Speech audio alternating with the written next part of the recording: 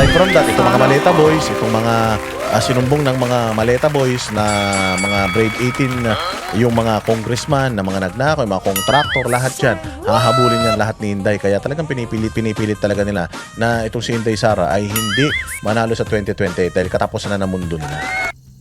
O kanina, meron pang isang balita. O mga bawasing, pumuntahan natin yun mamaya, yung tungkol dyan. Pero merong balita kanina ha. Kanina, yung Supreme Court, nag-rule na sila na na parang legal daw. Walang hindi daw illegal yung impeachment ni VP Sara. Nag-rule na ang Supreme Court kanina. Kasi nag-file ang grupo ni Inday Sara dahil nga para sa kanila hindi nabigyan ng due process si Inday Sara diyan sa Committee on Justice nila Luistro. So, nag-file sila ng petition for certiorari, TRO, para mapigilan yung impeachment proceeding. Nag-rule na po ang Supreme Court na dinecline nila or dininay nila yung petition ng grupo ni VP Sara. Anong indikasyon nun? Maraming mga nagagalit sa Supreme Court. Dami nagagalit sa Supreme Court.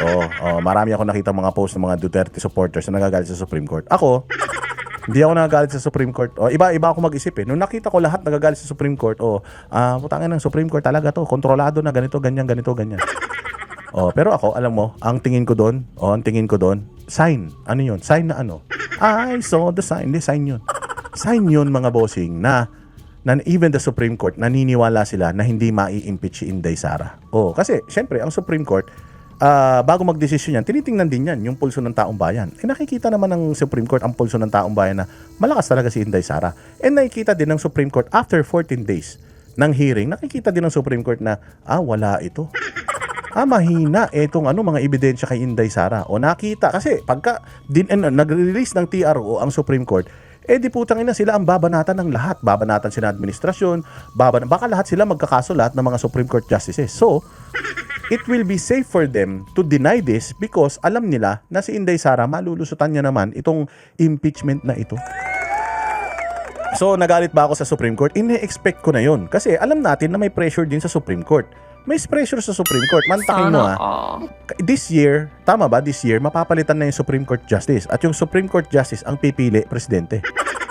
So syempre, politika pa rin yan. Kahit naman mga huwi sila, dapat di sila sumasali sa politika. Pero meron silang politika sa loob. And, syempre, nakikita nila kung anong ginagawa sa mga ahensya ng gobyerno na hindi sumusunod sa Pangulo. Tinudurog, kinakasuhan, kinukulong.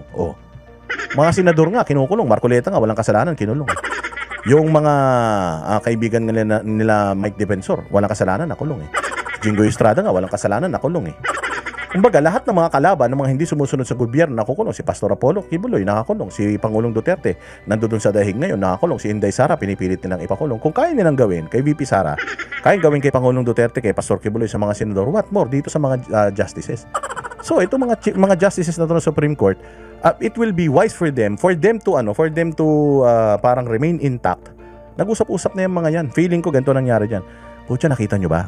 Didesisyon na natin to. Pag dinesisyon na natin to, pucha, tayo ang tatargetin ng lahat ng yan. Ombudsman, DOJ, lahat tatargetin tayo ng mga yan. At pag tinarget tayo ng mga yan, malamang ikaw, ipa-impeach ka dyan sa Congress. Kanila Congress, syempre impeachable ang Supreme Court Justice o ang Chief Justice, impeachable yan. So, pwedeng i-impeach ng yan. I-impeach ng Congress yan. So, delikado ka. O ombudsman pa. Putsang ina yan. Yayariin tayo ng mga yan. So, nakikita naman natin, mukhang itong si Inday Sara, natatakot ba tayo na si Inday Sara maging presidente sa susunod? Magiging presidente si Inday Sara sa 2028. At palagay ko, maiintindihan ni Inday Sara na kailangan nating i-dismiss ito. Kasi pag hindi natin dinismiss ito, at ang gobyerno dinurog ang Supreme Court, putsang ina, talagang maglalabo-labo na tayo. Mantak mo, dinurog na ng gobyerno yung Senado. Dudurugin mo pa yung Supreme Court. Co-equal body yan. So, putya, baka dahil dyan, magkaroon na talaga ng matinding uprising ang mga tao. Kaya, palagay ko, ginawa na yan ng Supreme Court para mag-function pa din sila. Marami silang mga hinahawakan ng mga kaso pa na kailangan nilang desisyonan impartially. Para mag-survive sila, hindi sila, yung mga missile, hindi tumutok sa kanila. Sige, i-release mo na yan. Total, hindi naman mai-impeach yan si Inday Sara, magiging presidente man yan sa 2028 Tapos, hindi naman mai-impeach si Inday. Bakit? Kasi hindi naman nila kayang makakuha ng 16 na boto Kasi pending pa yun yung petition na yun ni Alan Peter Cayetano. Nag-petition siya doon sa yung sa Caucus. Pending pa yun. Oh, so 16 man, sinabi man ni Chis Escudero na 16 votes ang kailangan to convict. O sa tingin nyo makakakuha sila ng 16? Ang daming re-electionist doon sa kabilang kampo. So alam ng Supreme Court yan na hindi naman makakakuha ng 16 yan. Besides, hindi rin naman maniniwala ang taong bayan. And if ma-impeach man si Inday Sara, talagang ganun na kasama ang mga jablo sa Pilipinas, sigurado ko hindi papayag ang taong bayan. So wag nating simulan, bayaan natin sila mag-away-away para magawa pa rin natin yung function natin as the last bastion of democracy. Yes. Okay, wag nyo kawain yung Supreme Court. Huwag nyo kawain yung Supreme Court. Oh, yun yung nakikita ko. Iba-ibang tingin ko sa mga bagay-bagay. Parang sinasabi kasi nila, wala na, pati Supreme Court, bayaran na. Wala na. May pressure sa Supreme Court, meron. May pressure yan, mga bossing. Oh, maintindihan nyo rin. Kasi, sino bang, hindi naman ang Supreme Court, hindi naman sila kasing tapang ng banatero, so walang pakialam. Kahit mamatay bukas, walang pakialam. Oh, wala tayong kinatatakutan eh. Sila, may mga karir sila, may mga pamilya sila, ayaw nilang makulong. Nasa kanila yan. Diyos na bahala sa kanila. Iwas pusoy. Sabi nga ni Bright Naria, iwas pusoy ang Supreme Court. Nakikita rin ng Supreme Court na itong impeachment na ito, masusurpass ni Inday Sara to. And, cakewalk. Alam niyo yung cakewalk, ibig sabihin, easy. Cakewalk yan, si Inday Sara sa 2028 election. Kayo mag-alala. Huwag niyong masyadong inaano yan. Oh, so ngayon, ito, panoorin natin yung mga nangyari kanina. Oh, yung mga nangyari kaninang mga hearing kanina ha. Wait lang. Asan na yun? Oh, eto. Kasi tingnan ninyo kung gaano kayabang etong na to. Gaano kayabang etong mamang ito. Oh, sabi nga ni Amy, parang si Amy Marcos yan eh. Kahit naman kapatid niyan magnanakaw, tatay niyan at saka nanay niyan magnanakaw. Senador pa rin yan at kailangan mo siyang irespeto. Tinan ninyo yung manner ng pagsagot niya dito kay Amy Marcos. O, pasok. Ang tinatanong ko lang, hindi ba yung designated, yung SDO, si Fajardo lang at si Acosta, hindi si VP, hindi siya yung PE eh. Ang liwa-liwanag. Pero ang sinabi niyo po kanina yung accountable officer. Kaya nga, so yung accountable officer, yung SDO, nasa JC. Hindi lang po si SDO po yung accountable officer, or, Your Honor. ang sabi doon, head of agency or person designated. Oo, ang liwanag sa definition ng joint circular. Mag-yes or no ka lang, kanina ka pa, inaaway mo ko lagi. Sorry po, Your Honor. Sorry. Ang ina kasi galing-galingan ka eh. Ito yung sinasabi ko, walang respeto. Walang respeto. Bata, putang ina, COA, ka lang, hindi ka ma-commissioner. COA auditor ka lang. O, national auditor. Okay, sige. Mataas na posisyon na yan. O, di ba? Rizali Nasser, ano yan? Ang pangalan nito? Rizalin Serran Calderon. Maraming salamat sa Saudi Arabia. Good evening, Boss Dada. Ito all Banateros worldwide watching from Taif, Saudi Arabia. Saudi Arabia. Mabuhay ka. So, yun yung sinasabi natin na dapat pag sumagot ka sa mga senator judges, dapat laging in a nice way. COA ka lang, senador yan eh. Sinong nagbigay sa'yo ng lisensya na maging ganito kaangas?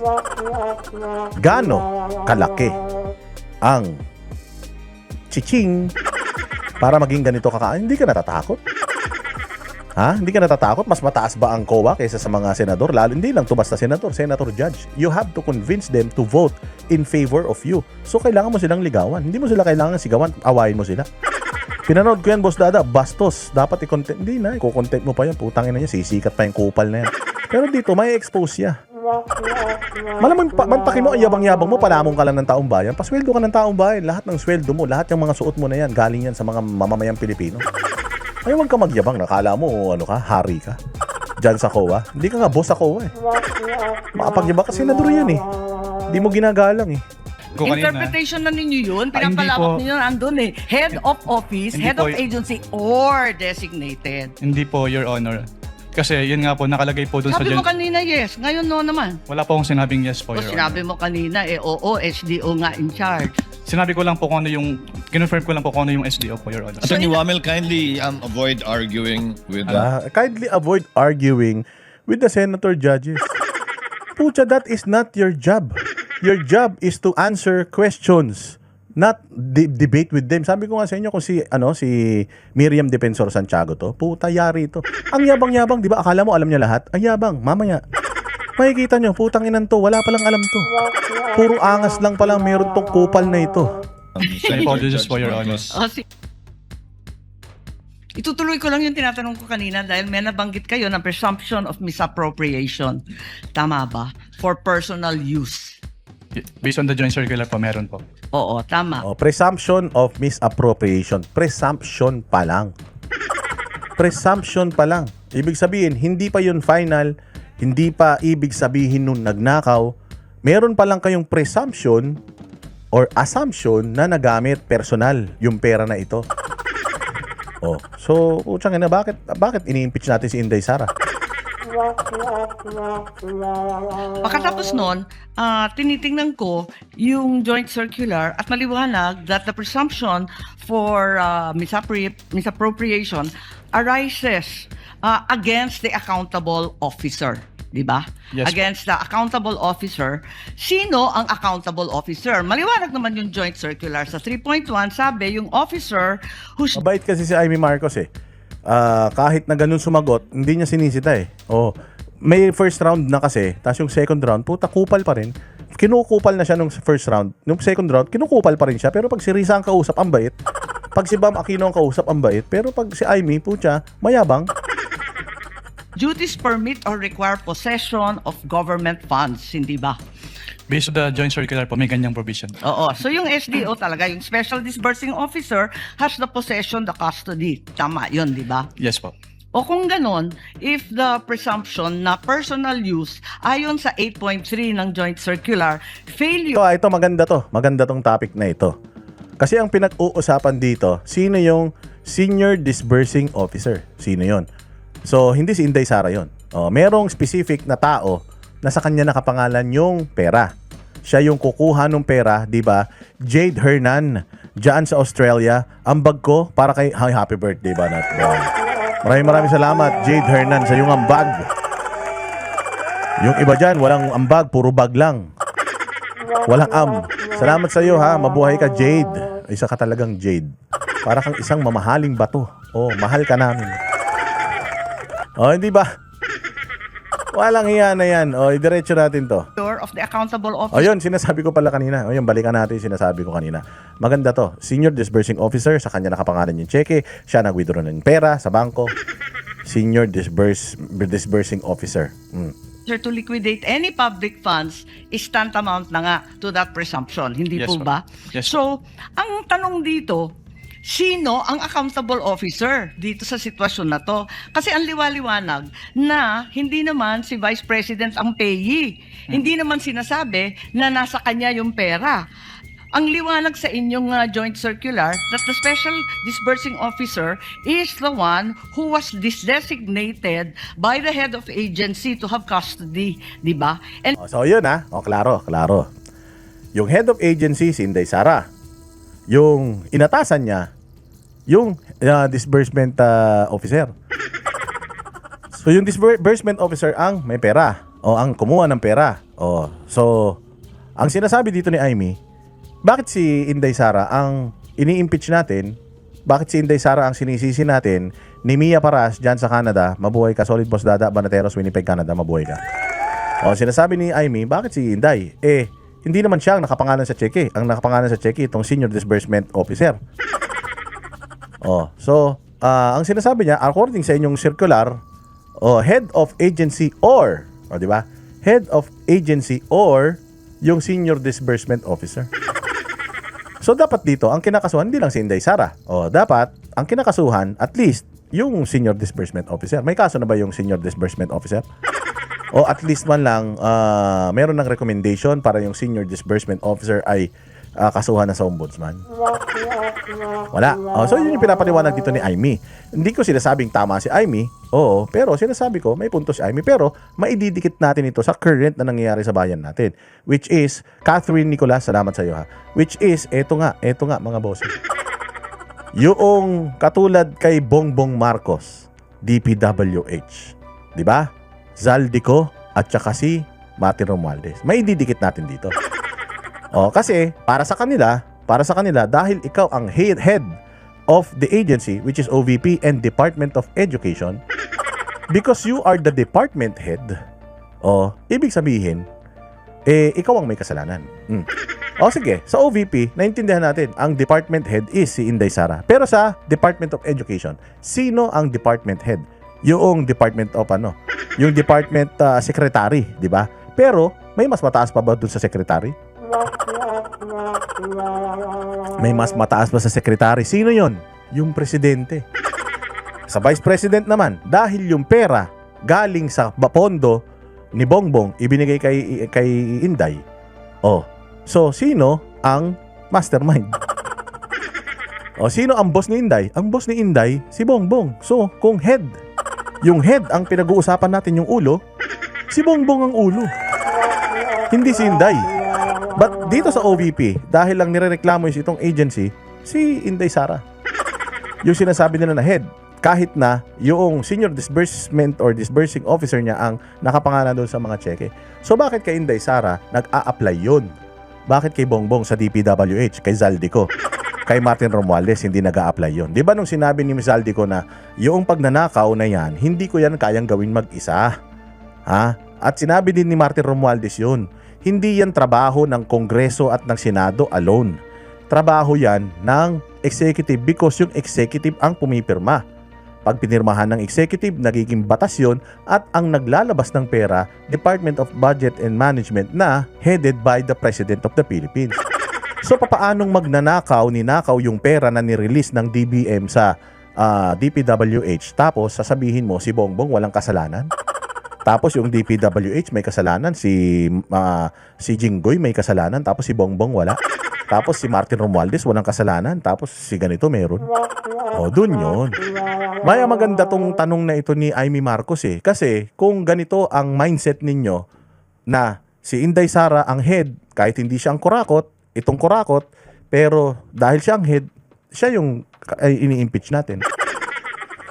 It should also apply sa Office of the President. Kasi yung mga ahensya ng gobyerno yan, siya ang head niyan. Kahit na head si Inday Sara ng Department of Education, siya pa rin ang boss, direct na supervisor ni Inday Sara o direct boss ni Inday Sara. So kung sablay si Inday Sara at siya ang boss ni Inday Sara, at according dito sa memorandum circular, sinasabi ninyo dito sa issue na ito ng confidential funds ng Office of the Vice President, sinisisi natin si Inday Sara kahit na ang disbursement officer yun ang may hawak ng pera.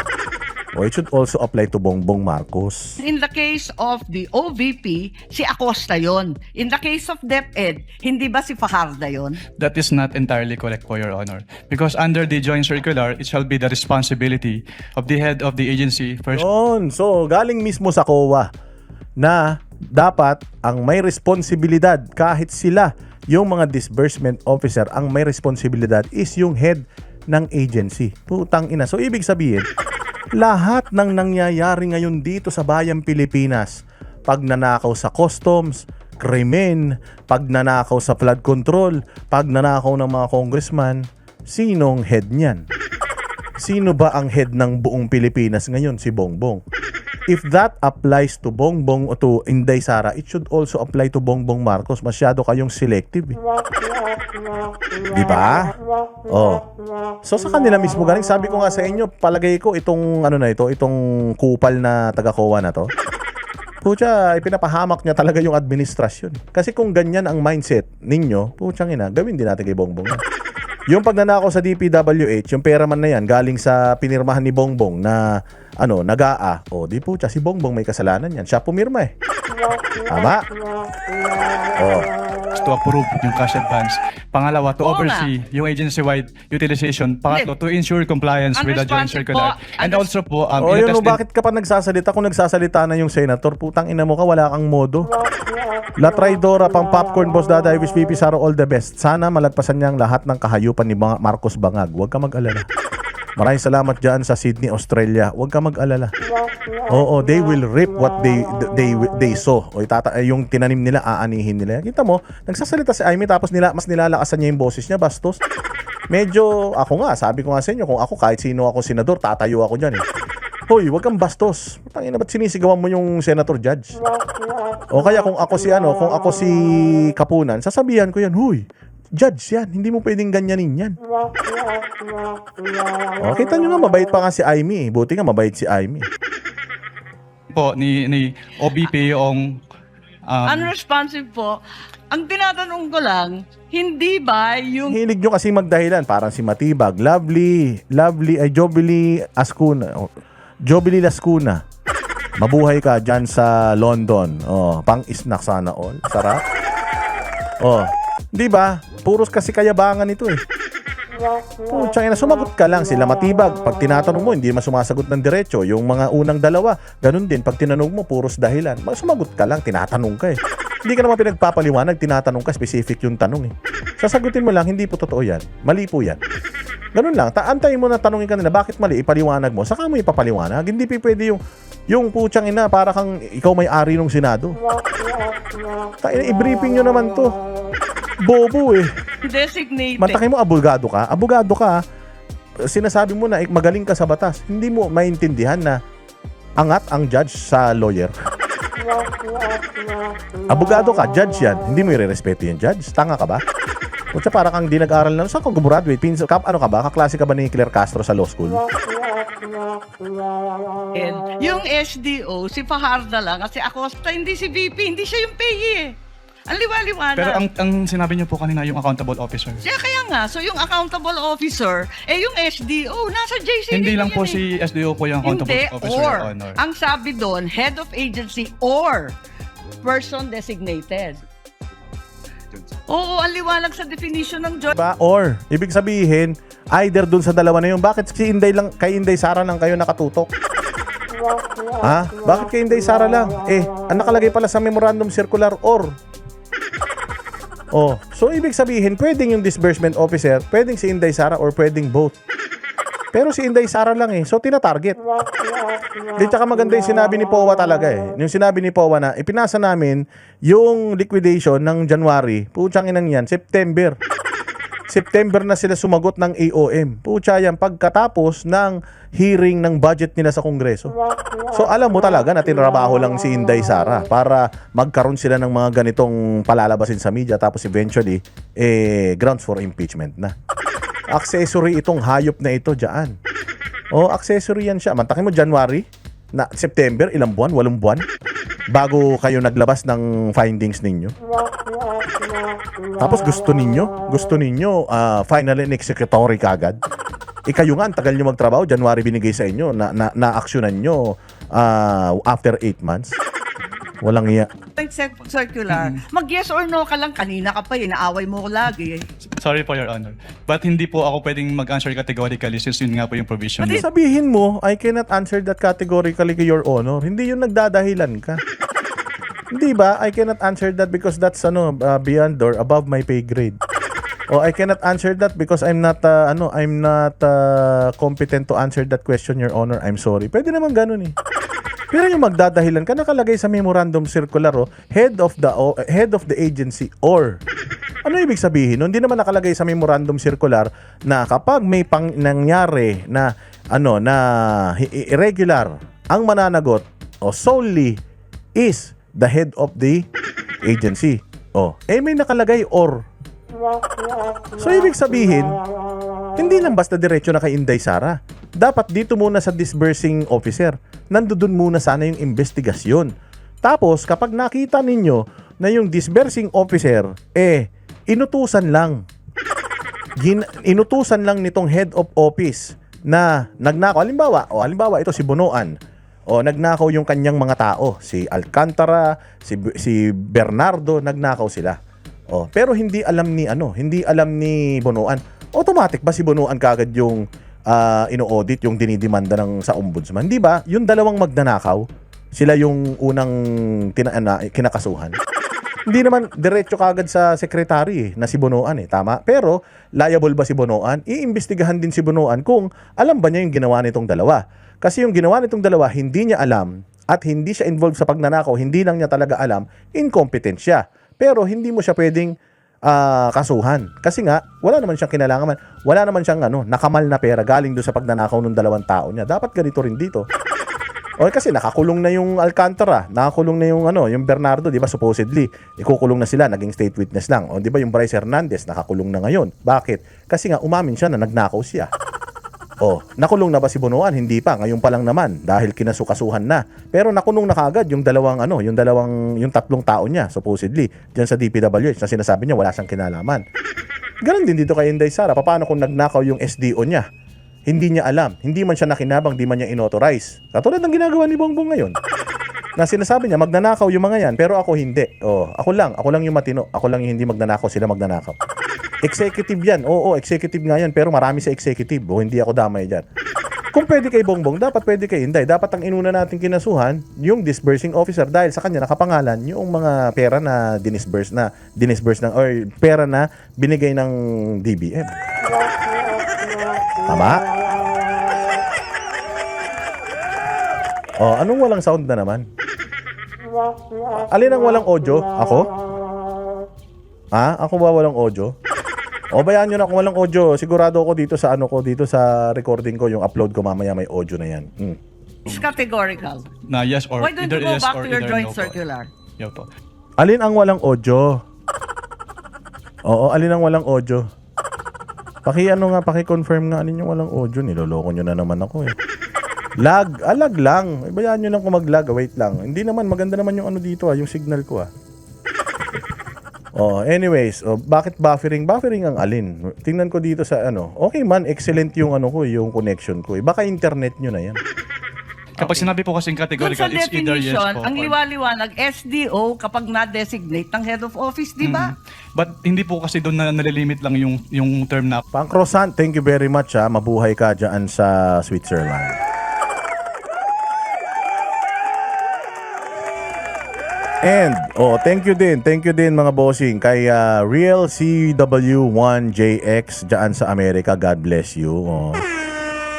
Diretso. accountable officer kasi may other provisions na applicable pa rin po with respect to the term accountable officer. Asan? Kasi napakaliwanag doon sa definitions, napakaliwanag sa 8.3 ng joint circular.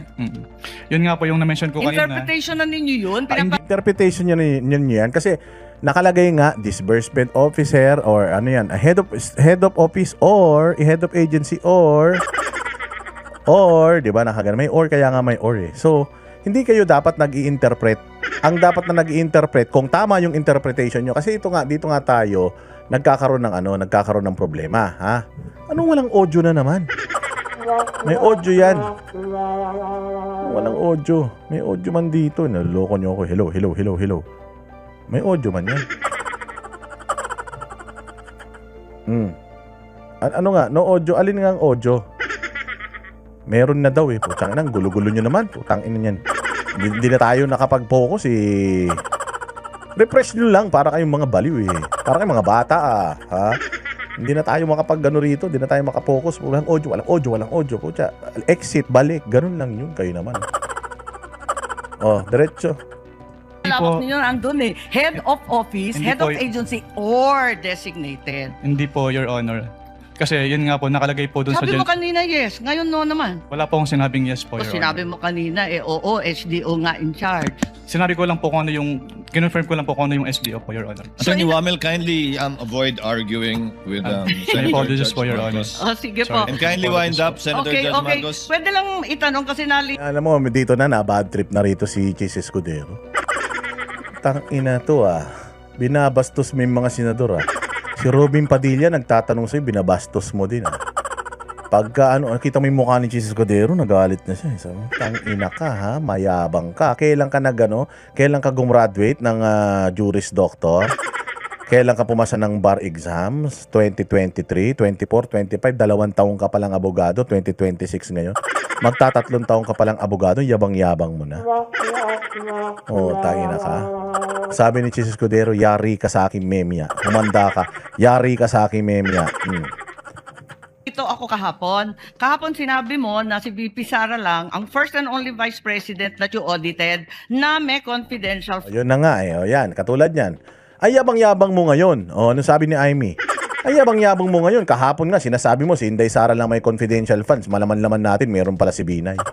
Funds. Hindi, sinabi mo yun, di ba? Yes po, Your Honor. Tapos, kahapon, nung pinakita ng depensa, yung SARO na si VP Binay, noong 22 December 2014, may binigay na 6 million kay VP Binay ang DBM. Alin ba ang totoo sa dalawang sinabi mo magkatunggali? Yung pinakita po kahapon ay special allotment release order po. Ano? So nagkakaroon po ng special allotment release order kapag Alam ko merong... kung ano ang SARO, matagal na, tumanda na po kami sa gobyerno. Yan ang problema eh. Bago ka lang. Ang tagal na ni Aimee. Saro, i-explain mo sa kanya. Gago ka ba? Silang gumagawa ng budget. Tanga. Membro ng BICAM yan. Yung Congress at Senate nagtutulong para gawin yung budget para maging batas. Pipirmahan ni Bongbong yun. Sila gumagawa nun, bobo. Tapos ipapaliwanag mo sa kanya kung paano ang proseso ng Saro. Inan to, payabang eh. Hindi naman marunong. No? Pero hindi po kasi yan niliquidate sa ICFAO, so we wouldn't know if it was used Hindi, or pero not. Hindi ko magets eh. Hindi po kasi yan niliquidate sa IGFAO. Hindi ba taga IGFAO ka? Di ba ang trabaho mo, hanapin kung nasa napunta yung pera. Di ba, Rose Ann De Jesus? Mabuhay ka. O hanapin kung saan napunta yung pera. Yun ang trabaho mo bilang isang auditor. May binigay na pera sa opisina ni Binay. Ba't hindi mo inaudit? Nandudun ka na nun. Nasa COA ka na nun. Ikaw na ang auditor ng confidential funds. Bakit hindi mo inaudit yun? Kasi ang sabi mo walang niliquidate kaya hindi mo inaudit. O so ibig sabihin, si Binay, siya yung magnanakaw. Merong binigay sa kanya. Tapos hindi niya nililiquidate. Tapos si Inday Sara, may binigay sa kanya, nililiquidate niya. Putang ina, hinahanapan nyo ng butas. Gago ba kayo? Ganyan kayo katarantado? So dapat pala si Inday Sara, hindi niya na niliquidate yan para hindi niyo na siya i-audit. Tama ba? Kasi kung susundan natin yung sinasabi nitong OGAG na ito, kaya daw hindi na audit kasi hindi nag-liquidate. O dapat pala si Inday di na lang nag-liquidate para hindi na rin siya ino-audit. Wala tayong hinahanap na Mary Grace Piatos. Wala tayong hinahanap na pera. So dapat ako bilang senador, doon ako magtataka. So si Binay doon sa 8 million, 6 million, hindi nyo siya in-audit doon. Hindi siya nag-liquidate. O saan napunta yung pera na yun? Di ba yun ang dapat hinahanap natin? Bakit etong hinahanap natin kung saan yung pera na gastos? Yun ang hinahanap natin. Oh, tangin ang buhay ito. Ang gulo-gulo nyo talaga. Saro, may katibayan na hindi ka isa-isang VP, si VP Sara. Your Honor, since hindi po nagsabit ng liquidation, Teka. hindi din po... Teka, nandun ka na sa ICBAO noong 2014, sabi mo, di ba?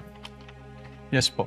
O kaya nga, Opo. o di kahit si VP Binay may confidential funds, the only VP audited was VP Sara. Ganun ba yun?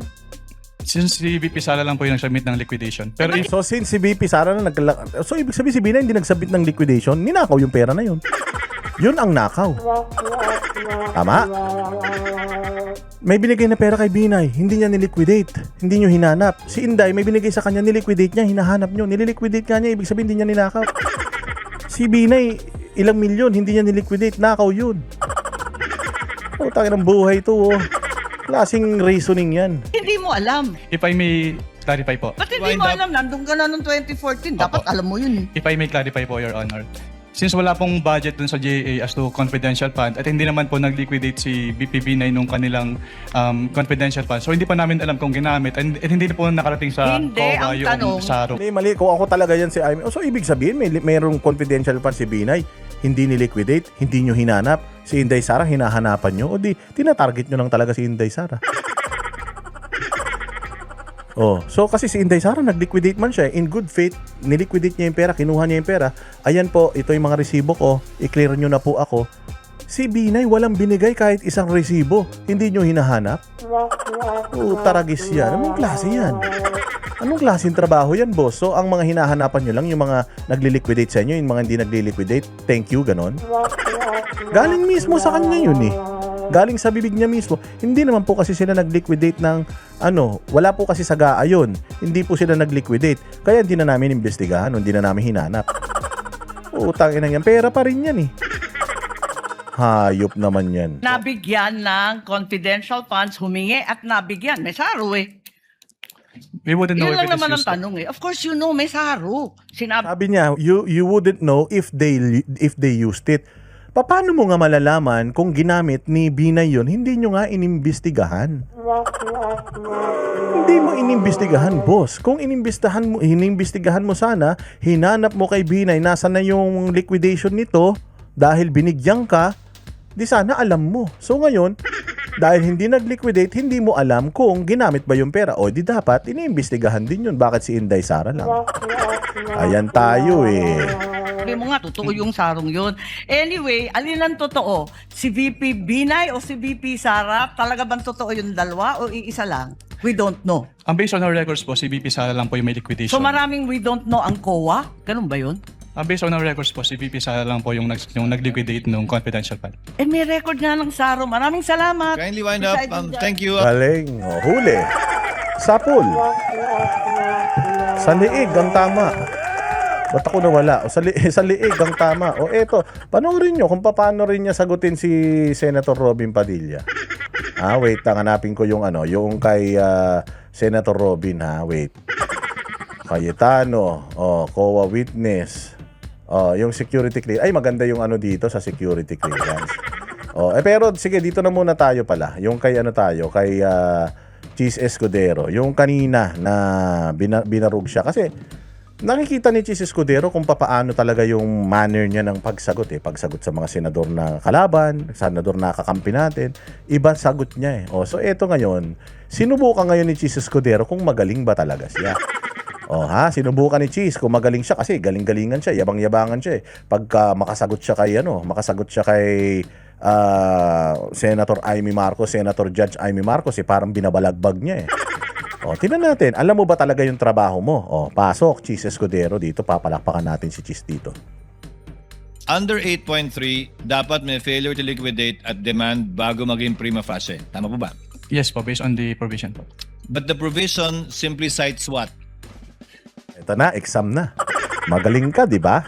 Alam mo yung batas, di ba? Kasi na bad trip si dito na bad trip si Escudero dito. Sinagot niya kasi yun kay Amy, yung TRO, yung Supreme Court. Ang sagot niya kay Amy, hindi, walang magagawa ang Supreme Court. Walang magagawa ang Supreme Court. Kailangan na mag-restitute. Isoli na kagad. Kahit may kaso na sinampa dyan sa Supreme Court, kailangan na nilang isoli agad. Kahit may TRO, kailangan na nilang isoli kagad. Ganun. So, putang ina, abogado ka, tapos ganun ang trato mo sa Supreme Court, wala silang kapangyarihan, mas makapangyarihan ng Supreme Court kaysa sa COA, tanga. Kaya nga Supreme Court yan, above yan sa lahat. Sila nag-i-interpret ng batas. Kung may batas kayo dyan sa COA, na meron kayong kalaban, sinasabi nyo tama kayo, sinasabi nito tama sila, ang referee nyo Supreme Court, kung di ba kayo mga bobo ano na naman ba walang sound? Ano ba naman itong mga to?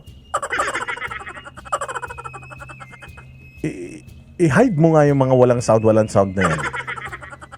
Na ano kasi tayo, nabibitin yung natin, yung ating paki-hide na lang yung mga nagsasabing walang sound, please. Sino ba yung mga dito? Yung mga moderator dito, paki-hide nyo na kasi nadidistract tayo. Ito ayaw ko pag nagla-live. Nawawala tayo sa nawawala tayo dun sa natin, sa focus natin Eto na, sige na, play na nga lang natin to. Ano po yung basis ng 8.3? Jurisprudence po, Your Honor. Hindi lang jurisprudence, hindi ba? Kino-quote ng jurisprudence ng Martinez ang Article 217 ng Revised Penal Code for malversation.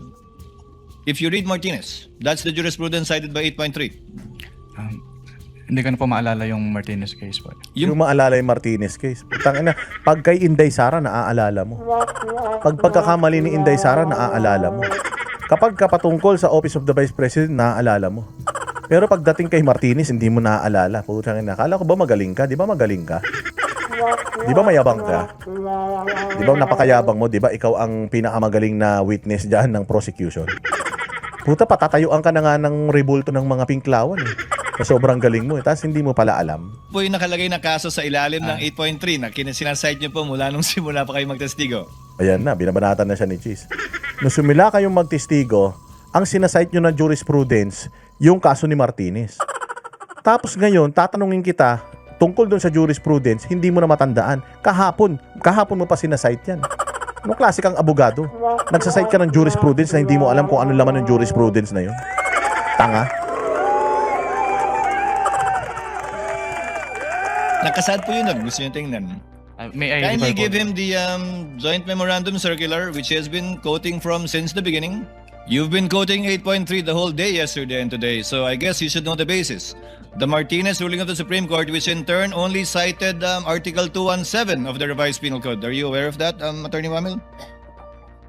sinasite mo na jurisprudence, hindi ka aware. Alam nyo, dyan magaling ang mga abogado. Yung mga abogado, meron silang library ng lahat ng mga kaso na hinawakan ng Supreme Court.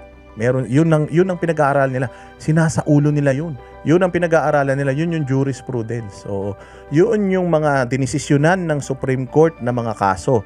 Kasi kung meron silang nahawakan na kaso, nakaparehas nun, titingnan nila, pag-aaralan nila yung jurisprudence kung bakit ba nanalo itong kaso na ito. Yun din ang gagawin nila at yun yung ipipresenta nila sa sa huwes na ayon po sa People of the Philippines versus Boss Dada. Oo, may ganun yung decision, yun yung jurisprudence. So dahil nga may precedence, jurisprudence, yun yung sinasite nila. Oh. Tapos nung tinanong siya tungkol dun sa jurisprudence na yun, ano ba ang nakasaad dito sa ganitong ganyan? Yung jurisprudence po, ano yung jurisprudence na yun? Hindi ko na po matandaan, gago. Sinasite mo yung jurisprudence, di mo alam kung ano yung story nung nung kaso na yun. Which basically says na may prima facie para mag-file ng information ng Sandigan Bayan laban sa isang opisyal. Yan po yung kaso ngayon, di po ba? Are you familiar? Hindi ko na po ma-recall po, Your Honor. Before I let you go, Attorney Wamil, just to continue the points I raised earlier, and to clarify it for the Senator Judges, under 8.3, dapat may failure to liquidate at demand bago maging prima facie. Tama po ba? Yes po. Rosemary Casipe, salamat sa pa-Gcash ha. Lisel Sager. Lisel Sager, thank you very much. Mabuhay ka kay Lisel Sager ha. Mga pa-Gcash nyo, bibili natin ng yan, ng masarap na handa yung bukas. Based on the provision po. But the provision simply cites what? Ano pa yung basis ng 8.3? Jurisprudence po, Your Honor. Hindi lang jurisprudence, hindi ba? Kino-quote ng jurisprudence ng Martinez ang Article 217 ng Revised Penal Code for malversation. If you read Martinez, that's the jurisprudence cited by 8.3. Hindi ko na po maalala yung Martinez case po. Bobo ka pala eh. Tanga ka pala eh. Kahapon mo pa sinasabi, hindi mo matandaan eh. Yun po yung nakalagay na kaso sa ilalim ng 8.3 na sinasite nyo po mula nung simula pa kayo magtestigo. Nakasad po yun doon. Gusto nyo tingnan. May I Kindly refer give po? him the joint memorandum circular which he has been quoting from since the beginning.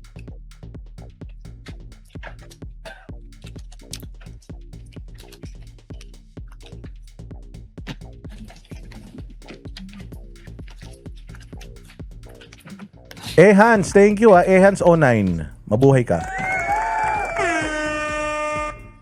Based on this provision po, yes po, Your Honor. You've been quoting 8.3 the whole day yesterday and today, so I guess you should know the basis. The Martinez ruling of the Supreme Court, which in turn only cited Article 217 of the Revised Penal Code. Are you aware of that, Attorney Wamil? Which basically says na may prima facie para mag-file ng information ng Sandigan Bayan laban sa isang opisyal. Yan po yung kaso ngayon, di po ba? Are you familiar?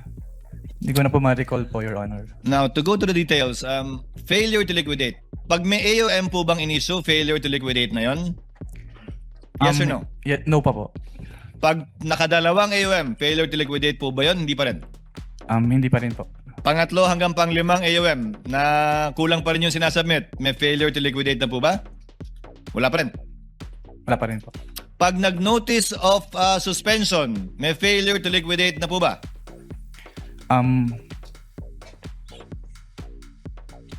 May failure to liquidate na po ba sa inyong interpretasyon? Dahil auditor naman kayo, kapag ka nag-issue na ng notice of suspension. Ayun narinig niyo yung pinaka-importante ha. Sa inyong interpretasyon.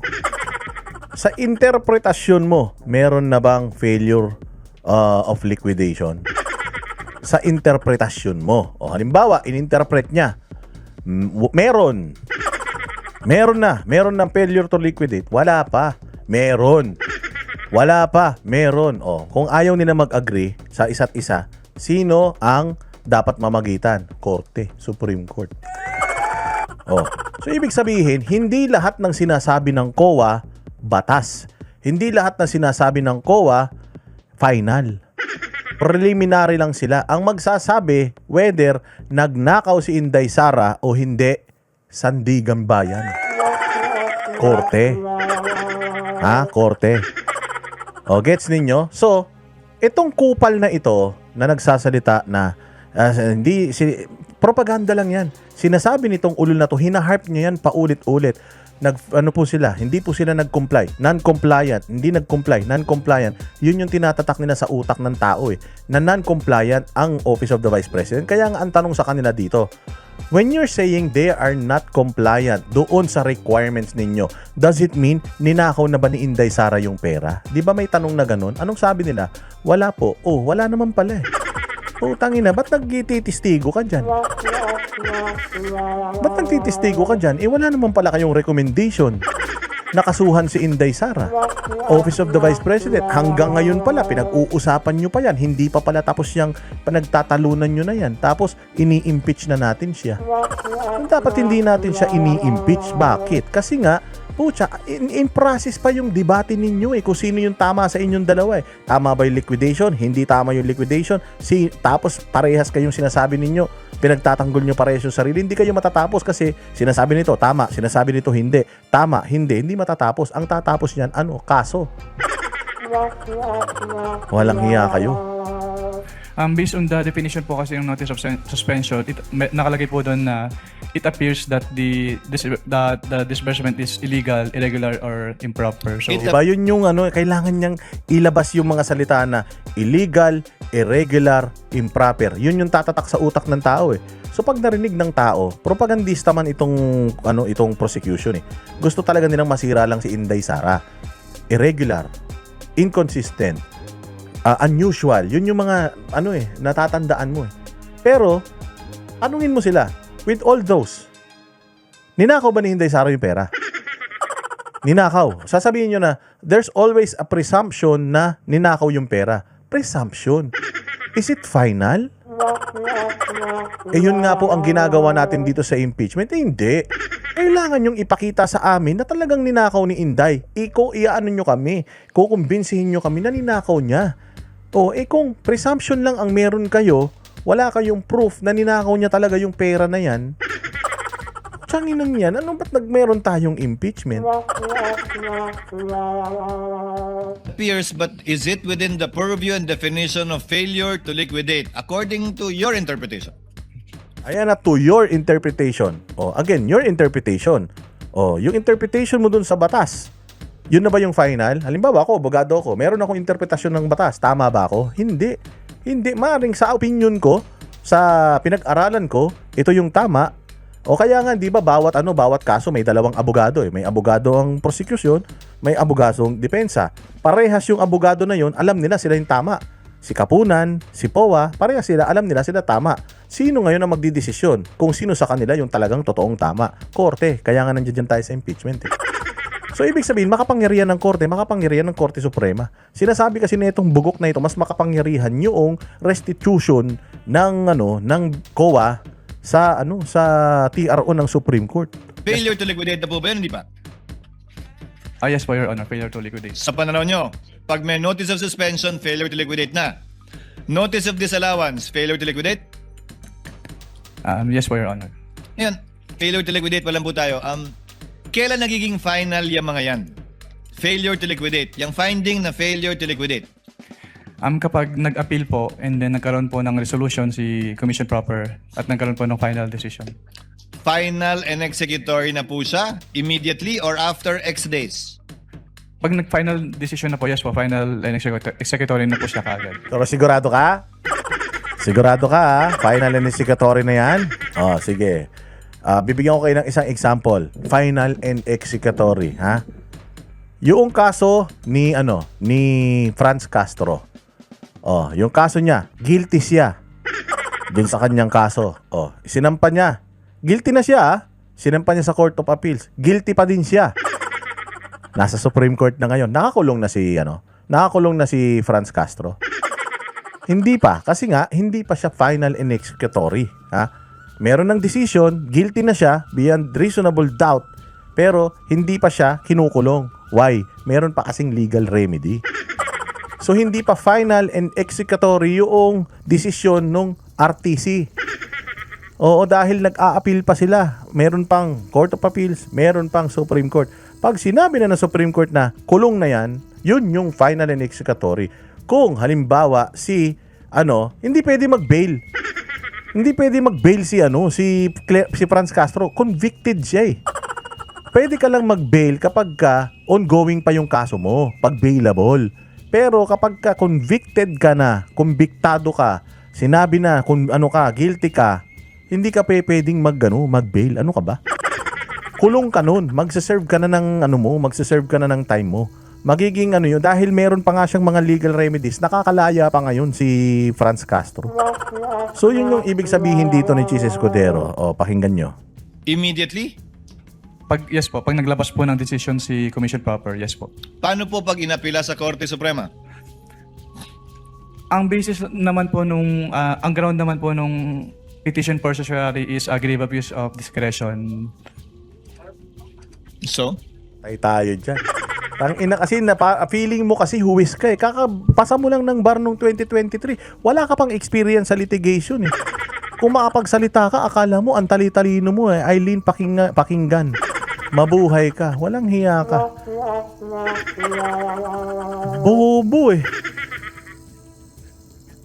Pero ang nakalagay po sa aming rules po kasi, from the moment na magkaroon ng final decision, pwede na po siyang Ayun. Nakalagay sa rules nyo.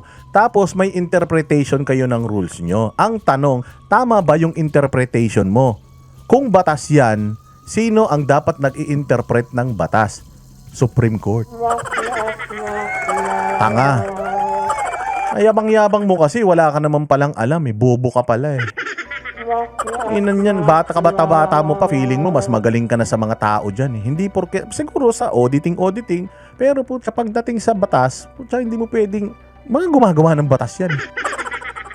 Si Tito Soto, yabangan ka niyan, sabihin niya, di ako abogado pero 29 years na akong senador. Kaya nga ay yabang ni Tito Soto eh, mas magaling siya sa mga abogado dahil 29 years na siyang senador. Ilang taon na mga senador niya, kinukupal-kupal mo. O tas tinanong ka dito, final and executory na ba yan? Opo, final and executory. Sa opinion mo, final and executory na ba yan? Kasi ayon po sa rules namin.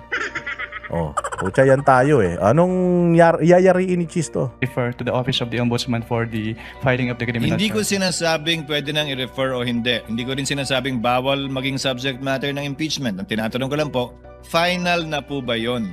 Meaning may failure to liquidate na at final na yung finding na yon o hindi pa kapag ka inapila sa Korte Suprema?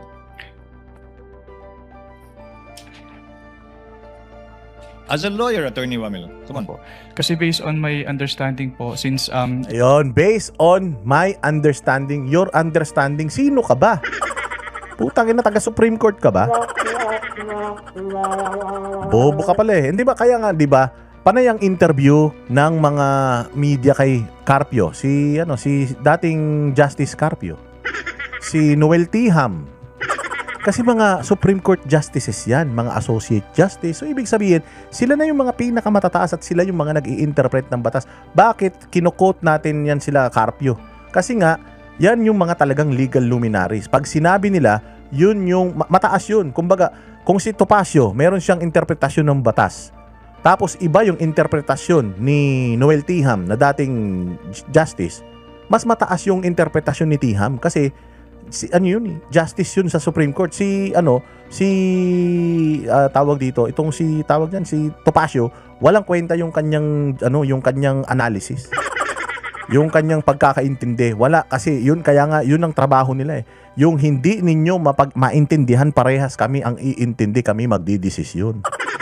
Ganun yun. So kabata-bata mo eh. Sasabihin mo mas magaling kayo sa Supreme Court.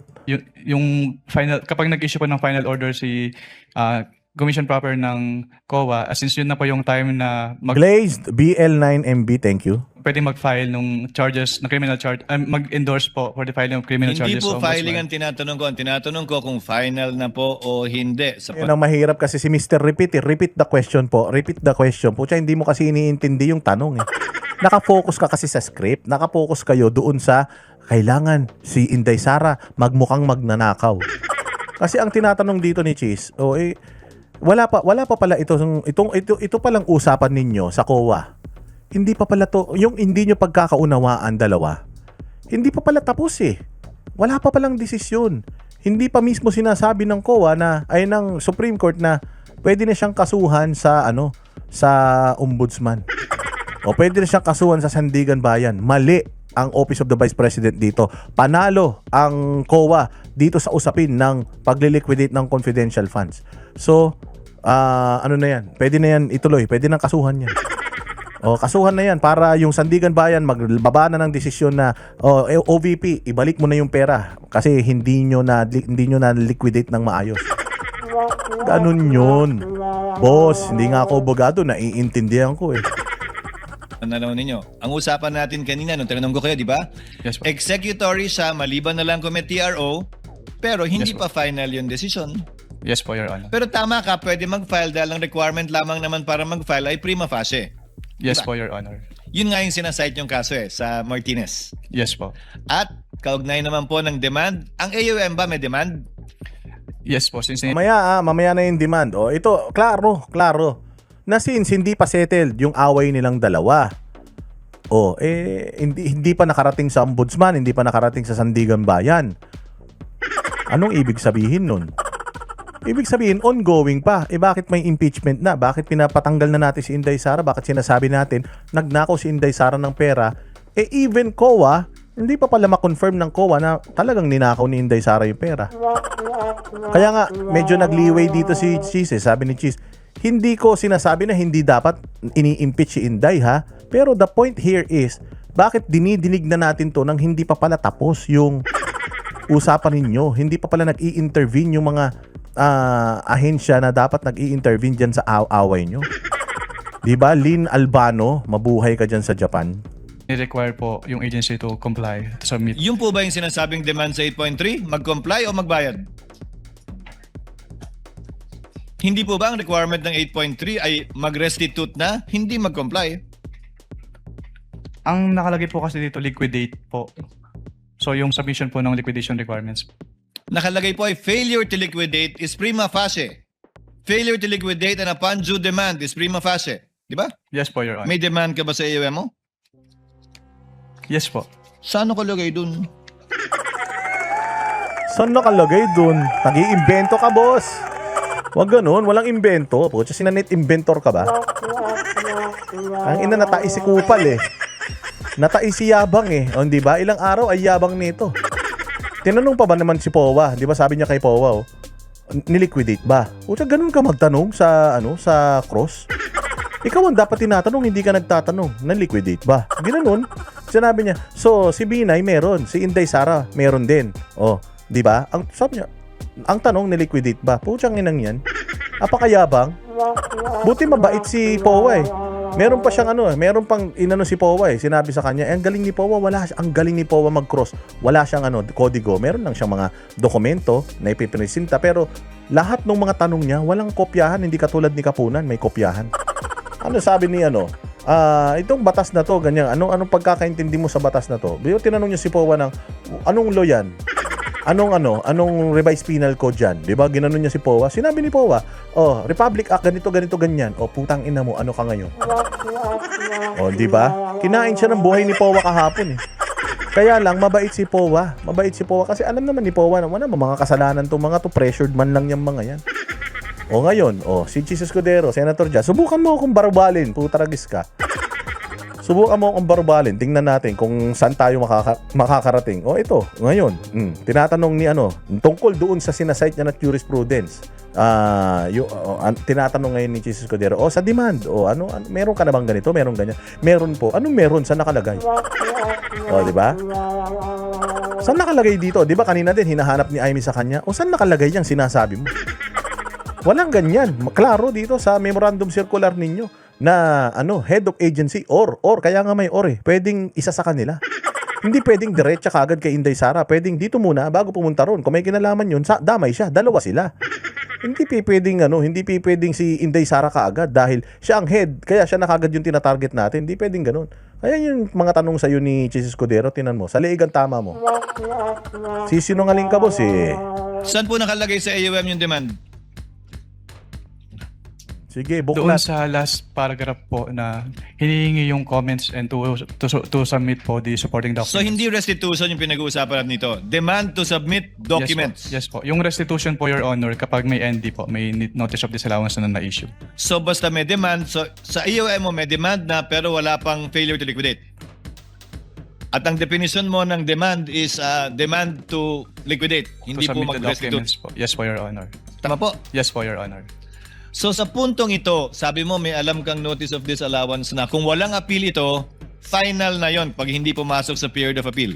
Yes po, naging final na executory po siya, Your Honor. Finally, as a lawyer, if it is appealed to the Supreme Court under whatever relevant rule, 45 or 65, as a lawyer, does that make the decision of the COA final, or does that mean it's not yet final until and unless ruled upon by the court with finality? Ayun, tanong, final na ba yan? Chris VA USA, salamat sa iyo. Final na ba yan, boss? Final na? Yung pagsisinungaling mo, final na yan? Inayabang-yabangan, ayan, gisado. Anong luto itong ginawa ni Escudero sa kanya? Mechado? Caldereta? Parang tinadtad, ginawang bopis eh. Yung decision po kasi ng COA ay may different aspects. Meron po yung i-restitute, kung i-endorse po dun sa ombudsman for filing of criminal charges and admin. Yung obligation to restitute po kasi kapag naging final na po, on the level pa lang po ng COA, ay dapat na po siyang bayaran. Even if there is a pending petition with the Sige. Supreme Court, hindi po siya may stay unless may TRO po. Unless nga may TRO. Yes po, Your Honor. Thank you, Attorney Wamil. Thank you, Mr. Oh, Witness. unless by TRO. So, ibig sabi kasi, kanina sinasabi niya, kayabang-yabangan niya, na kahit may TRO, kailangan mag-restitute na. Pag lumabas to, hindi, kailangan mag-restitute kahit may TRO. Sabi nga ni kahit may TRO? Oo, kailangan mag-restitute na. O ngayon, binanatan siya rito ni Cheese. Asan dito yon? Asan dito yung sinasabi mo? Nga, Catherine Nicolas, dyan sa Saudi Arabia, si Edward Labaro, at saka si Chris VA USA. Salamat sa inyo. Oh, yari ka ngayon, putang ina. Asan ngayon yung yabang mo, boss? Asan yung yabang mo ngayon? Bakit nawala? Oh, bakit kanina? Oh, bakit kanina kay Aimee, putya, sagot ka ng sagot. Kay Robin, kung makabakbak ka kay Robin, akala mo naman ikaw ang pinakamagaling. Oh, ito pa, yung isang tanong. Ito, pakinggan natin to, ang dami. Sige, putya, gusto niyong palabasin, magnanakaw si Inday Sara. Oh, pasok. Vice President personally ang tumanggap, ang nakakuha o nagbenepisyo doon sa Confidential Intelligence Fund. Based on the documents po, wala po, Your Honor. Wala po akong personal knowledge about that po. Siguro dagdagan Wala naman pala eh. ko na lang din noon, ito tayo tinatanong na rin yung tungkol doon sa mga paggamit ng mga alias sa ating mga center judges. No? Dahil alam naman natin na kinakailangan din na lehitimong may pangangailangan na protektahan, no? Dahil nga confidential itong mga information. Ang sa ilalim ng Joint Circular number 2015-0, paano dapat maprotektahan ang pagkakakilanlan ng mga confidential informant? Wala pong provision as to that, Your Honor. Kasi yung wala po namang requirement yung circular as to the pwede pa ulit po ng tanong, sorry. Well, yung Putya, ganyan katanga yan. Sumasagot na, hindi pa pala alam yung tanong. May tinanong sa kanya ito si JBRs ito. Papaano mapoproteksyonan yung mga informant. Sumasagot siya. Na-realize niya, hindi niya pala alam yung tanong. Bobo pala to eh. Rachel, salamat sa'yo, Rachel Sagot ka ng sagot, di mo alam yung tanong. Walang hiya ka? Hindi, kasi parang alam naman natin, no, dahil lalo na sa mga intelligence at saka yung mga TDs, mga confi, ginagamit yung mga alias na nabanggit nyo rin kanina. Alam mo, naubos ang oras ng korte, kakapaulit niya ng tanong. 2 minutes lang ang time ng mga senador. 2 minutes.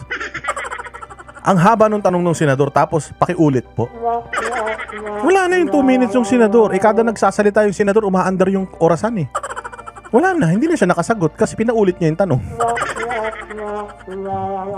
Bugok pala to eh.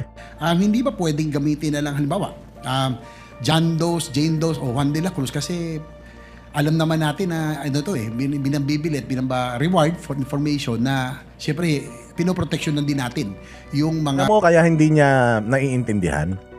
May script sila eh. Pangalawa, iniisip niya maigi kung paano niya ipoposisyon yung mga power words. Ayon po sa memorandum circular, hindi po sila nag-comply. Failure to liquidate. Non-compliant po wala po silang mali po yung mga date. Paulit-ulit lang, yun yung sinasabi niya. Pag yun, naalala niya. Pero pag tinanong mo siya, sabi ko nga sa'yo, si Kapuna na yung nagtatanong sa kanya, scripted na yun, pinapaulit niya pa rin. Ito, ganyan din. Nangyari rito. Ngayon, humaba na. Si JB, imbis na yung unang tanong niya, nasagot na, may susunod na tanong siya, wala na. Hindi niya na may tanong. Bakit? Naubos na yung oras, kakaulit. Pinoprotection ng mga agencies yung identity, no, ng mga informants. Ang masasabi ko lang po, Your Honor, wala naman pong provision as to the joint circular sa use ng aliases kasi silent po yung joint circular. So tanggap yun. Halimbawa, nakita niyong medyo parang yung mga pangalan mukhang alias lang, ay tinatanggap dahil pag-intelligence gathering. Alam nyo dyan, sirang-sira sila Kasi since 2024, Mary Grace Piatos, nakita nyo yung mga post ng mga vlogger nila, Mary Grace Piatos, panay paandalan nila sa Congress, Mary Grace Piatos. According pala sa COA, hindi naman pala bawal yun. Ayon sa COA mismo, hindi naman pala bawal yun. Sinasabi ng mga intelligence operatives, hindi pala bawal yun. Bakit pinipilit nila yung Mary Grace Piatos? Lumabas, Mary Grace Piatos 77,000 lang naman pala yung kinuha nun. Ang inang yan, ang tagal-tagal nyo, ngayon mag-Mary Grace Piatos pa kayo ulit ngayon. Mary Grace Piatos? Sabi nung COA, may bawal ba sa paggamit ng mga alias? Wala po. Anong problema kay Mary Grace Piatos? Tangina yung mga tanga talaga kayo. Lang po dun sa document submitted to us. So, kung wala pong naka-indicate dun sa document submitted to us na alias po yun, hindi po namin malalaman, Your Honor. Tapos meron ding dapat may coordination paggamit ng intelligence or confidential fund. May coordination with law enforcement agencies. Tama po ba? Yes po, based on the joint circular po, Your Honor. So, doon po, tanong ko lang po. Ngayon, di ba? Ngayon, eto. Ipapatawag ngayon dyan. Ipapakita nila yung resibo. Mary Grace Piatos. Sino to?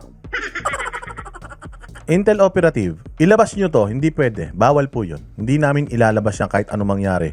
Putsang ina nyo. Kung ano man ang gawin nyo rito, bahala kayo. Pero hindi namin ipagkakanuno yung mga asset namin. Paano pag ganun? Ano na mangyayari? Impeach si Inday Sara dahil doon? Sinabi pala ng COA na hindi nila trabaho yun. Na alamin kung sino yun. Meron po bang may nakita po ba kayong naganap na coordination with the agencies, no?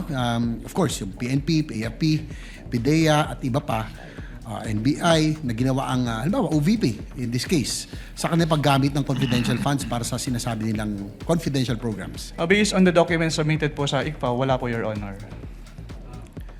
Dahil sinasabi ng ng joint circular, kung hindi ako nagkakamali, na kailangan may proper coordination ang paggamit ng confidential funds with these law enforcement agencies. Yes po, based po on the joint circular, Your Honor. Isa ba ito sa mga findings ng COA sa IOM o sa audit observation memo or notice suspension or notice of disallowance na inilabas laban sa OVP, yung walang coordination?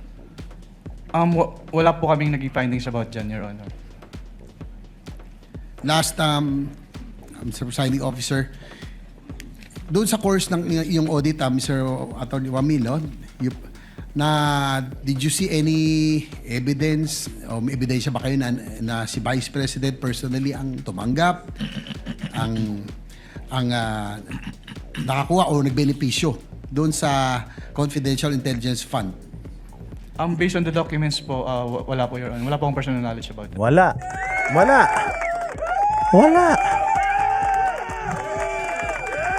Pag tinanong mo sila direkta, nagnakaw ba si Inday Sara? Wala pong ganun. Wala pa po kami doon. We are still in the process of finding out whether ninakaw niya yung pera or hindi. So, fishing expedition yan. Why?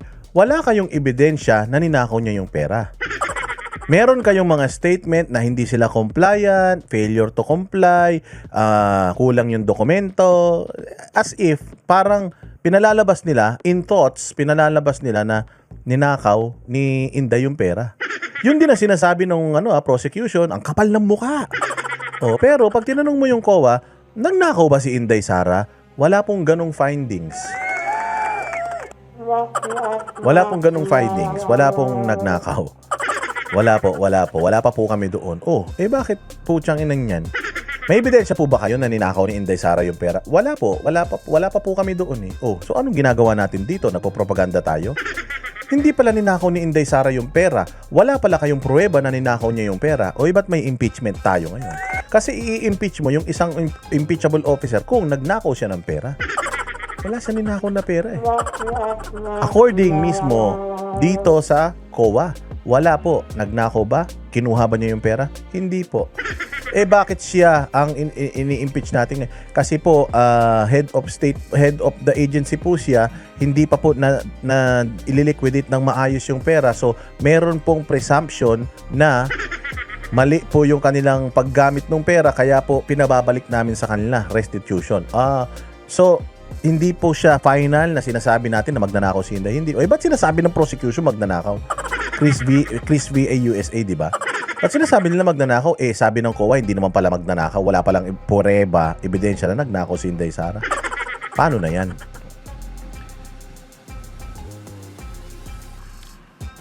Ang nakakuha o nagbenepisyo doon sa Confidential Intelligence Fund. Based on the documents po, wala po, Your Honor. Wala po akong personal knowledge about that po. Sa record, for the record, just last point, Mr. Presiding Officer, sa pagkakaroon o kawalan ng ebidensyang nagpakita ng personal na pagtamanggap, makinabang ba ang isang opisyal ng pamahalaan sa pondong bayan ay sapat na? O upang matukoy kung may umiiral na pananagutang administratibo, sibil o kriminal? Under the joint circular po kasi, since si OBP po, si head of the agency po yung may responsibility to oversee kung paano gamitin yung confidential fund and to ensure yung compliance nila dun sa joint circular, then the, accountable person din po si head of the agency, Your Honor. Accountable person din po. So ibig sabihin yung or lumabas na ngayon sa bibig niya kasi nakalagay sa memorandum circular the head of the agency or. So ibig sabihin accountable officer din po siya. Hindi naman tinatanggal yun Pero accountable officer din yung disbursement officer. Accountable official yung disbursement officer. Bakit yung disbursement officer hindi natin kinakasuhan? Kasi nga hindi pa naman tapos, hindi mo pa naman makakasuhan yung disbursement officer kasi nga wala pa naman tayong pruweba na ninakaw talaga nila yung pera. Paano mo kakasuhan? Tapos na ang boxing. So dito pa lang, wala na. Sa article na ito, wala na. Doon na tayo sa salin. Tingnan na natin yung salin, doon na tayo dumiretso. So dito sa sa Mayor Grace Piatos Confidential Funds, wala. Even itong COA nagsasabi, walang proof na ninakaw ni Inday Sara. They are still asking for yung mga requirements na mga kulang, hindi pa po tapos, ongoing pa.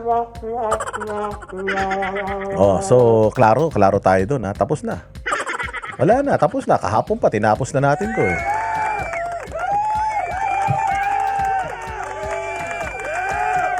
Di ba? Ito yung kay Senator Robin Padilla. Paanohin natin. Po, University ng Juris Doctor po. Okay. When you're ready, sir, you have 2 minutes. Maraming salamat po, Ginoong tagapamahal ng hukom. Meron lang po ako mga tanong. Maiksi lang po ito. Saan po kayo pinanganak? Sa Nueva Ecija po, Your Honor. Nueva Ecija. Opo. Saan po kayo nakatira ngayon? Sa Manila po. Manila. Saan po kayo nag-aral? Central Luzon State University po, ng accountancy, and then Arellano po, University ng Juris Doctor po. Okay. Saan po kayo nakaikot na sa bansa natin? Nakaikot na po ba kayo ng Mindanao, sa Bicol? Marami na po akong naikutan, hindi ko na po maalala lahat, Your Honor. Opo. Kayo po ba yung nakarating na sa BARM? Yes po, Your Honor. Opo. Saan po sa BARM? Sa Sulu? Sa Basilan? Maguindanao? Hindi niyo po matandaan? Hindi Maubos ko po po yung oras ko. matandaan, Your Honor, kung saan. Bicol po. Nakaikot na po kayo sa Bicol? Yes po, Your Honor. Saan po sa Bicol? Sa Camarines Norte? Sa Camarines Sur po. Sur. Sa Norte, hindi pa po. Hindi ko po maalala kung... Nakaikot na po kayo sa mga bundok. Saan po, Your Honor? Mga bundok. Yes po, Your Honor. Nakita niyo na po ba ang pangangailangan ng mga tao sa malayong lugar? Katulad ng gamot. Katulad po ng pagkain. Wala naman po akong na-observe, Your Honor. Ayun, wala. Hindi po kayo exposed. Exposed po ba kayo sa threat ng terrorism sa bansa natin? Nabalitaan niyo po ba ang ISIS, ang NPA, ang Abu Sayyaf? Ito, maganda ng mga tanong ni Robin. Sabi niyo, bobo si Robin. Ang gaganda ng mga tanong ni Robin dito. klaro yung mga tanong niya rito. So ikaw sir, since nag-analyze ka or sabi kasi niya dito, nag-iimbestiga. Hindi po ako nag-iimbestiga, nag-audit lang po. Sige, since nag-audit ka ng tungkol sa mga confidential funds, so meron ka bang background sa confidential gathering? May background ka ba sa military? May background ka ba sa ganito? So ilang beses na natin pinakita dito sa hearing na to. Alam nyo kung ano na-expose sa hearing ng impeachment?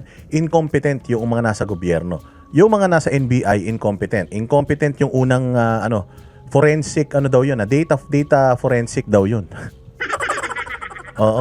Information technology data forensic expert daw yun. Paano naging data forensic expert yung 2 linggo lang nag-training? So ibig sabihin, yung data forensic expert nila, pulpul. Tapos ito, taga-COA, nag-audit ng mga confidential funds. Wala siyang alam sa mga confidential activities, intelligence activities. Ang mga intelligence community, hindi siya exposed wala siyang hindi siya naging police, sundalo. Hindi siya naging member ng uniformed military personnel. So ibig sabihin, wala siyang alam. Kaya hindi niya alam yung mga papaano ba yung operasyon ng mga asset, papaano ba dinideploy yan, anong information yung kinukuha. Ibig sabihin, wala siyang alam. Ang ganda ng mga banat mga tanong ni Robin sa kanya dito, in-expose talaga na utoy. Utoy, bata ka pa, toy. Wala ka experience. Ilang taong ka pa? Wala ka mang 40 pa. Ilang taong ka pa lang. Pucha, hindi ka ganun. Yung experience mo kulang pa. Maaring magaling ka sa trabaho mo, pero utoy. Ano ka pa? Supot ka pa. Hindi ka pa tuli. Exposed po ba kayo doon sa mga balita? Sa news po, may Sa mga news. balitaan po ako, Your Honor. Opo. Alam niyo po ba na kung gaano nakagrabe ang terrorism? Wala po akong threshold, Your Honor, to determine that. Wala po. Pero kayo po ang humahawak ng investigasyon patungkol sa confidential fund. Tama po ba? Hindi po siya investigation, evaluation po. Evaluation. Ako, tama-tama. Ibig po sabihin, kahapon po, Di ba? Mas mabigat yun. Hindi investigasyon, evaluation. Paano mo ini-evaluate yung isang bagay na wala kang alam, wala kang background, wala kang history, wala kang experience? How can you evaluate kung evaluator ka? Halimbawa, sabi ko nga sa inyo, may sira yung yung kubeta ko. Yung echas ko imbis na palubog pa ibabaw. Sinong tatawagin ko? Siyempre yung expert sa plumbing, hindi yung expert na electrician. Ngayon, dito sa usapin, mga bossing ng confidential activities, confidential funds. Paano mo ngayon i-distinguish, mai-evaluate whether successful yung intelligence gathering kung wala ka namang intelligence gathering background? Incompetent.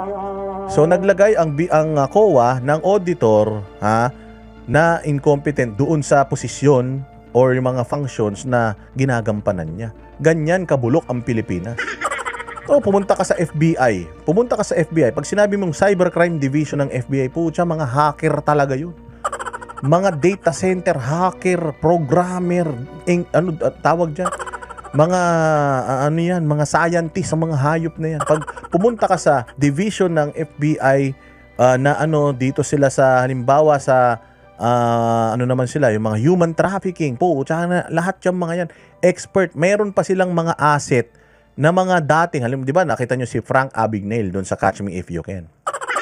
Sa fraud, hindi ba? Anong ginawa nila kay Frank Abagnale? Kinuha nila, si Frank Abagnale yung magaling mag-forge, magpeke ng mga cheque. True to life to sa Amerika. Siya yung pinakamagaling magpeke, para siyang taga-recto.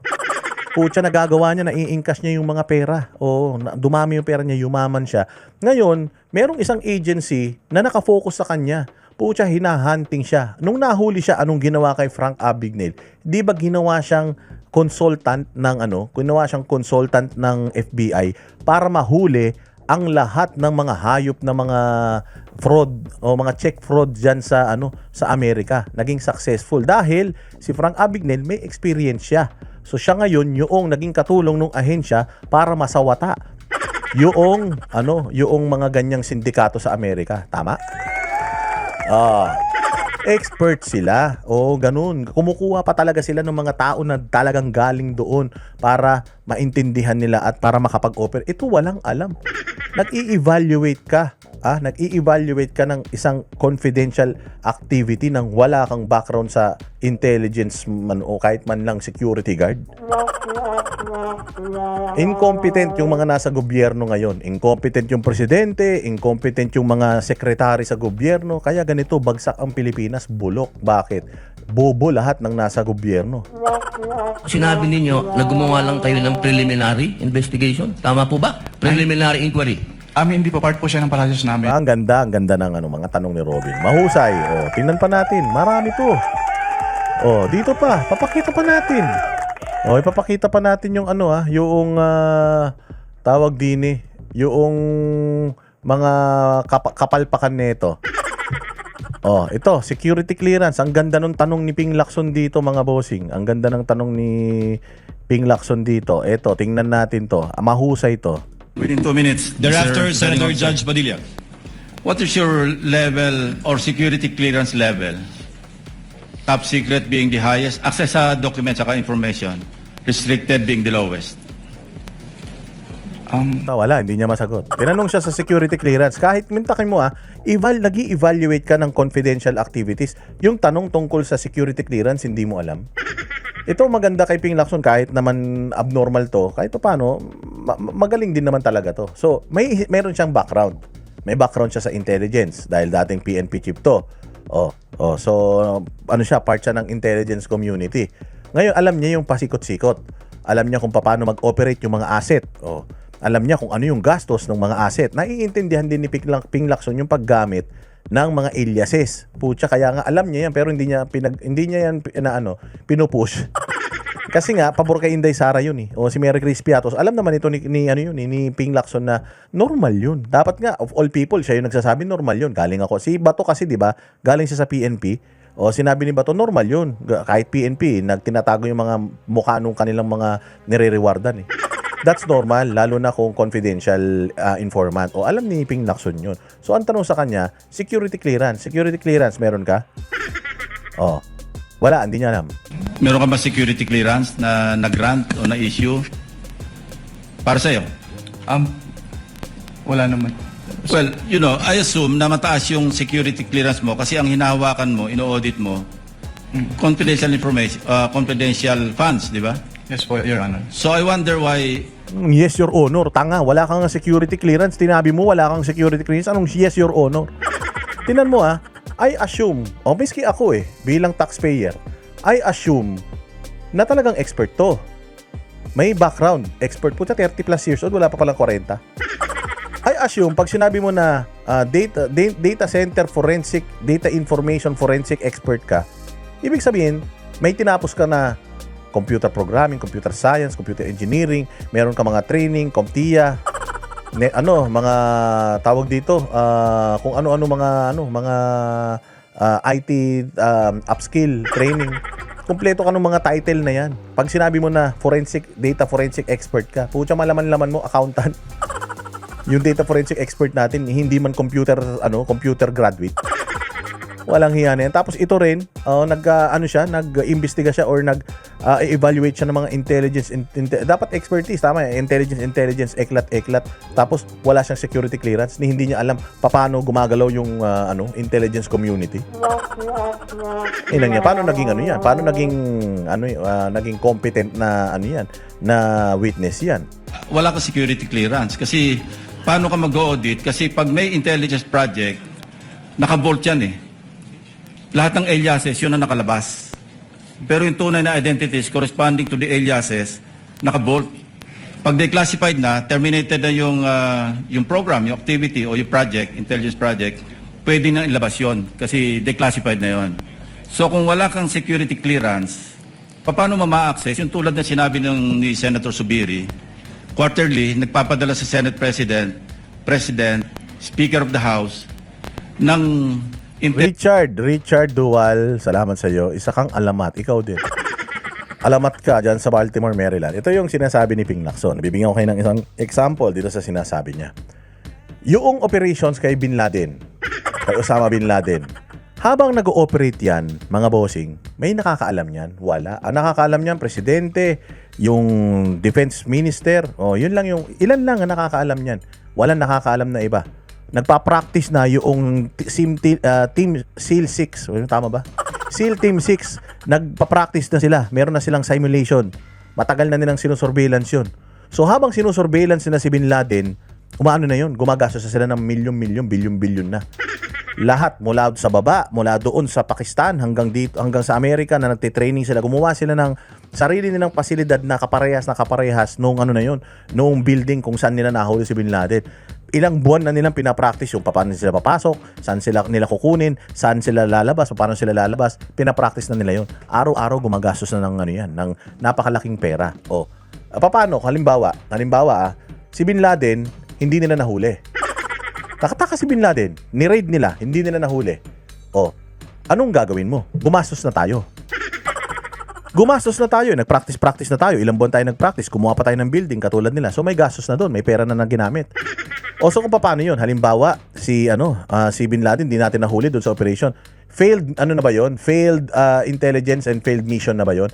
Anong gagawin sa pera na yun? Oh, so ninakaw na ba yung pera na yon nung ni Barack Obama?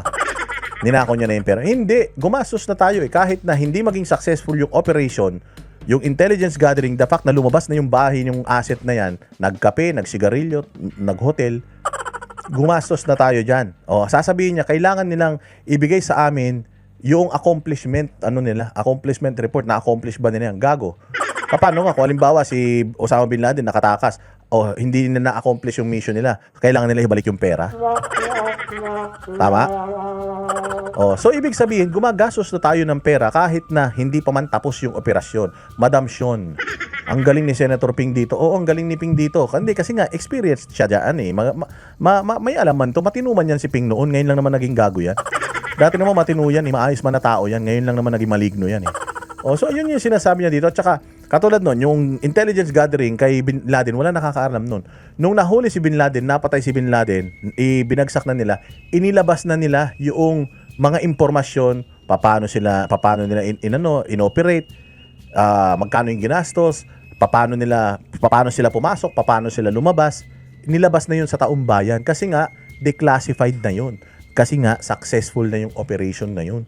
Ganun yun. So, kung ikaw wala kang security clearance, hindi mo malalaman kung ano yung ginagawa ng mga tao na yun.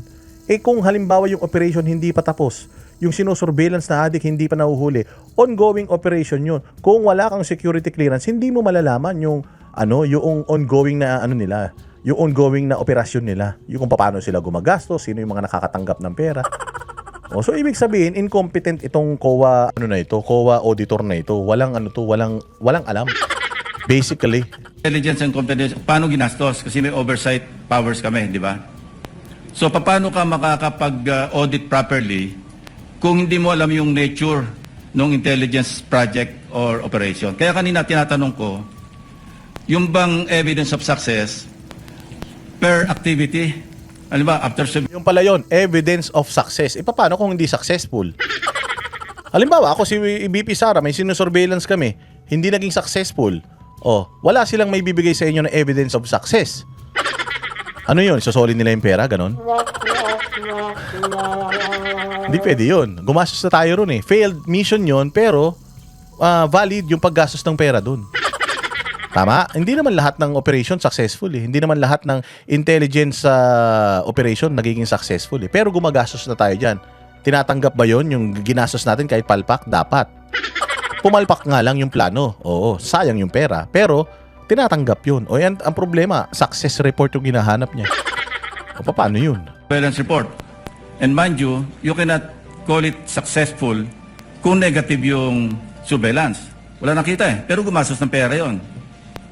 So would you consider that another topic as a success or evidence of success, maski negative yung resulta ng intelligence information gathering, operation or activity, or yung after surveillance report?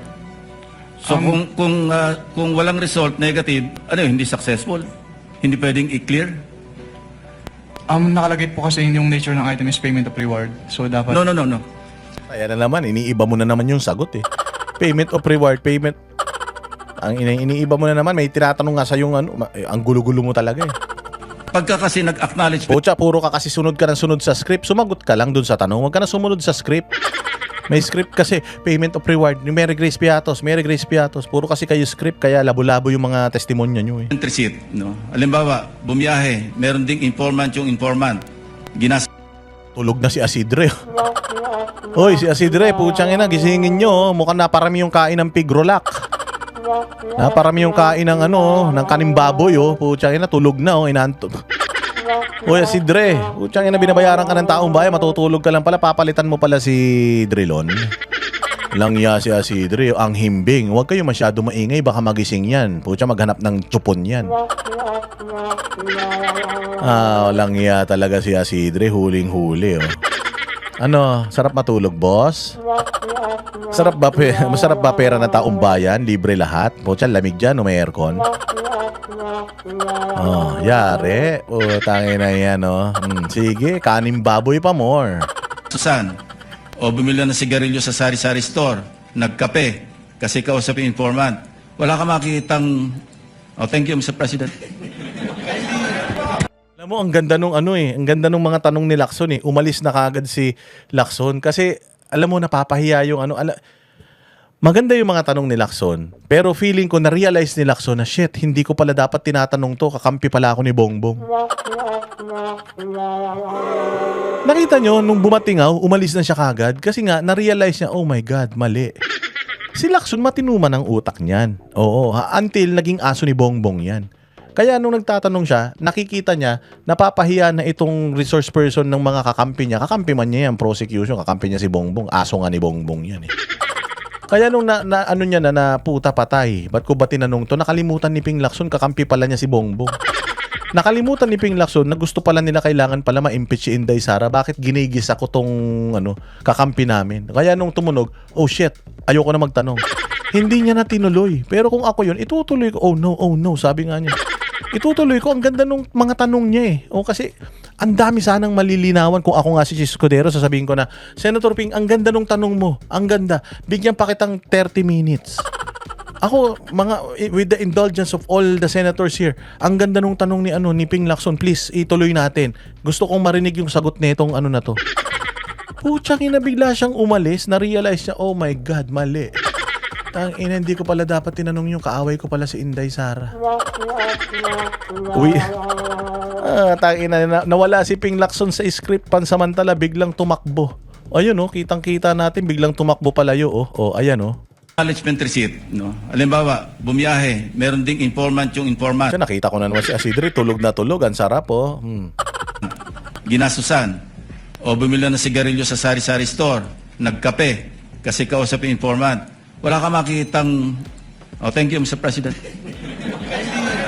Kindly wind up, Senator Lacson. Pati ako nabitin eh. Hindi, tinuloy niya pero hindi pa rin niya na ituloy ng maayos, hindi pa rin na idiin. You may just respond na lang. We'll wait for your answer.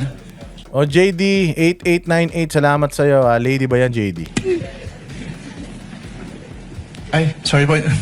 Pwedeng pa ulit. Ulitin ko hindi lahat ng after surveillance report successful. Negative wala nakita, pero gumastos. Hindi lahat ng intelligence gathering information successful. Kasi negative, pero may gastos yon. How would you classify that? Evidence of success ba yon o hindi?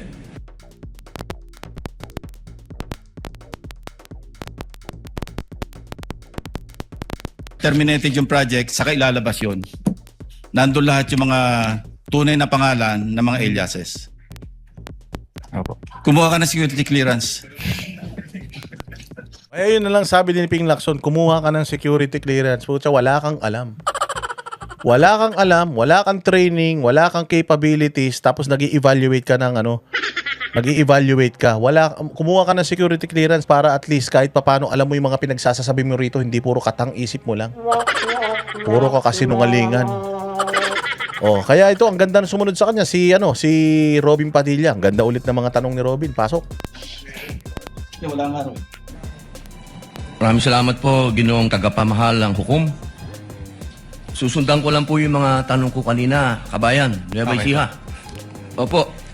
Yung una pong cheque ay 125 million December 20, 2022. Tama po ba? Yes po, Your Honor. Opo. Batid niyo po ba na ang founding anniversary ng CPP-NPA ay December 26? Wala po akong personal knowledge about that, Your Honor. Opo. Wala kang personal knowledge. Hindi mo alam yun. Alam ni Robin, ba't ikaw hindi mo alam? Dahil wala po kayong katulad ng sinabi ni Senator Lacson, wala po kayong clearance, ano? Pangalawa, second check po, 125 million, January 31, 2023, tama po? Yes po, Your Honor. Opo. Ang NPA founding anniversary po ay March 29. Batid niyo po ba yun? Wala po akong personal knowledge about Okay. that, Your Honor. Third check. Walang alam. Di mo alam. Galing ni Robin dito. Pucha, kaya pala nag-number 1 na senador to si Robin Padilla. At nag-number 1 siya ngayon sa survey. Ganito pala kasi. Ba yung sinasabi niyong bobo? Yan yung sinasabi niyo walang alam? Walang iya kayo. Kita niyo, ang ganda ng mga tanungan niya dito. Kayo ba alam niyo kung kailan yung mga anniversary na yan? Puta, di niyo alam yan. Bakit? Alam niyo lang kasi kayo mga congressman. Alam niyo na, yung mga makabayan, alam nila yan. Kaibigan ng mga yan. Pero iba mga congressman, alam nila itong mga impormasyon na to. Hindi. Bakit? Putsang inang yan. Gusto nila magnakaw lang eh. Si Robin Padilla, alam niya yung mga dates na yan. Mahal niya ng bayang Pilipinas eh. Nakamonitor siya dyan. 125 million, April 18, 2023. Tama po ba? Hindi ko po matandaan yung date po ng check eh. May I refer po to the check po? Stopwatch, please.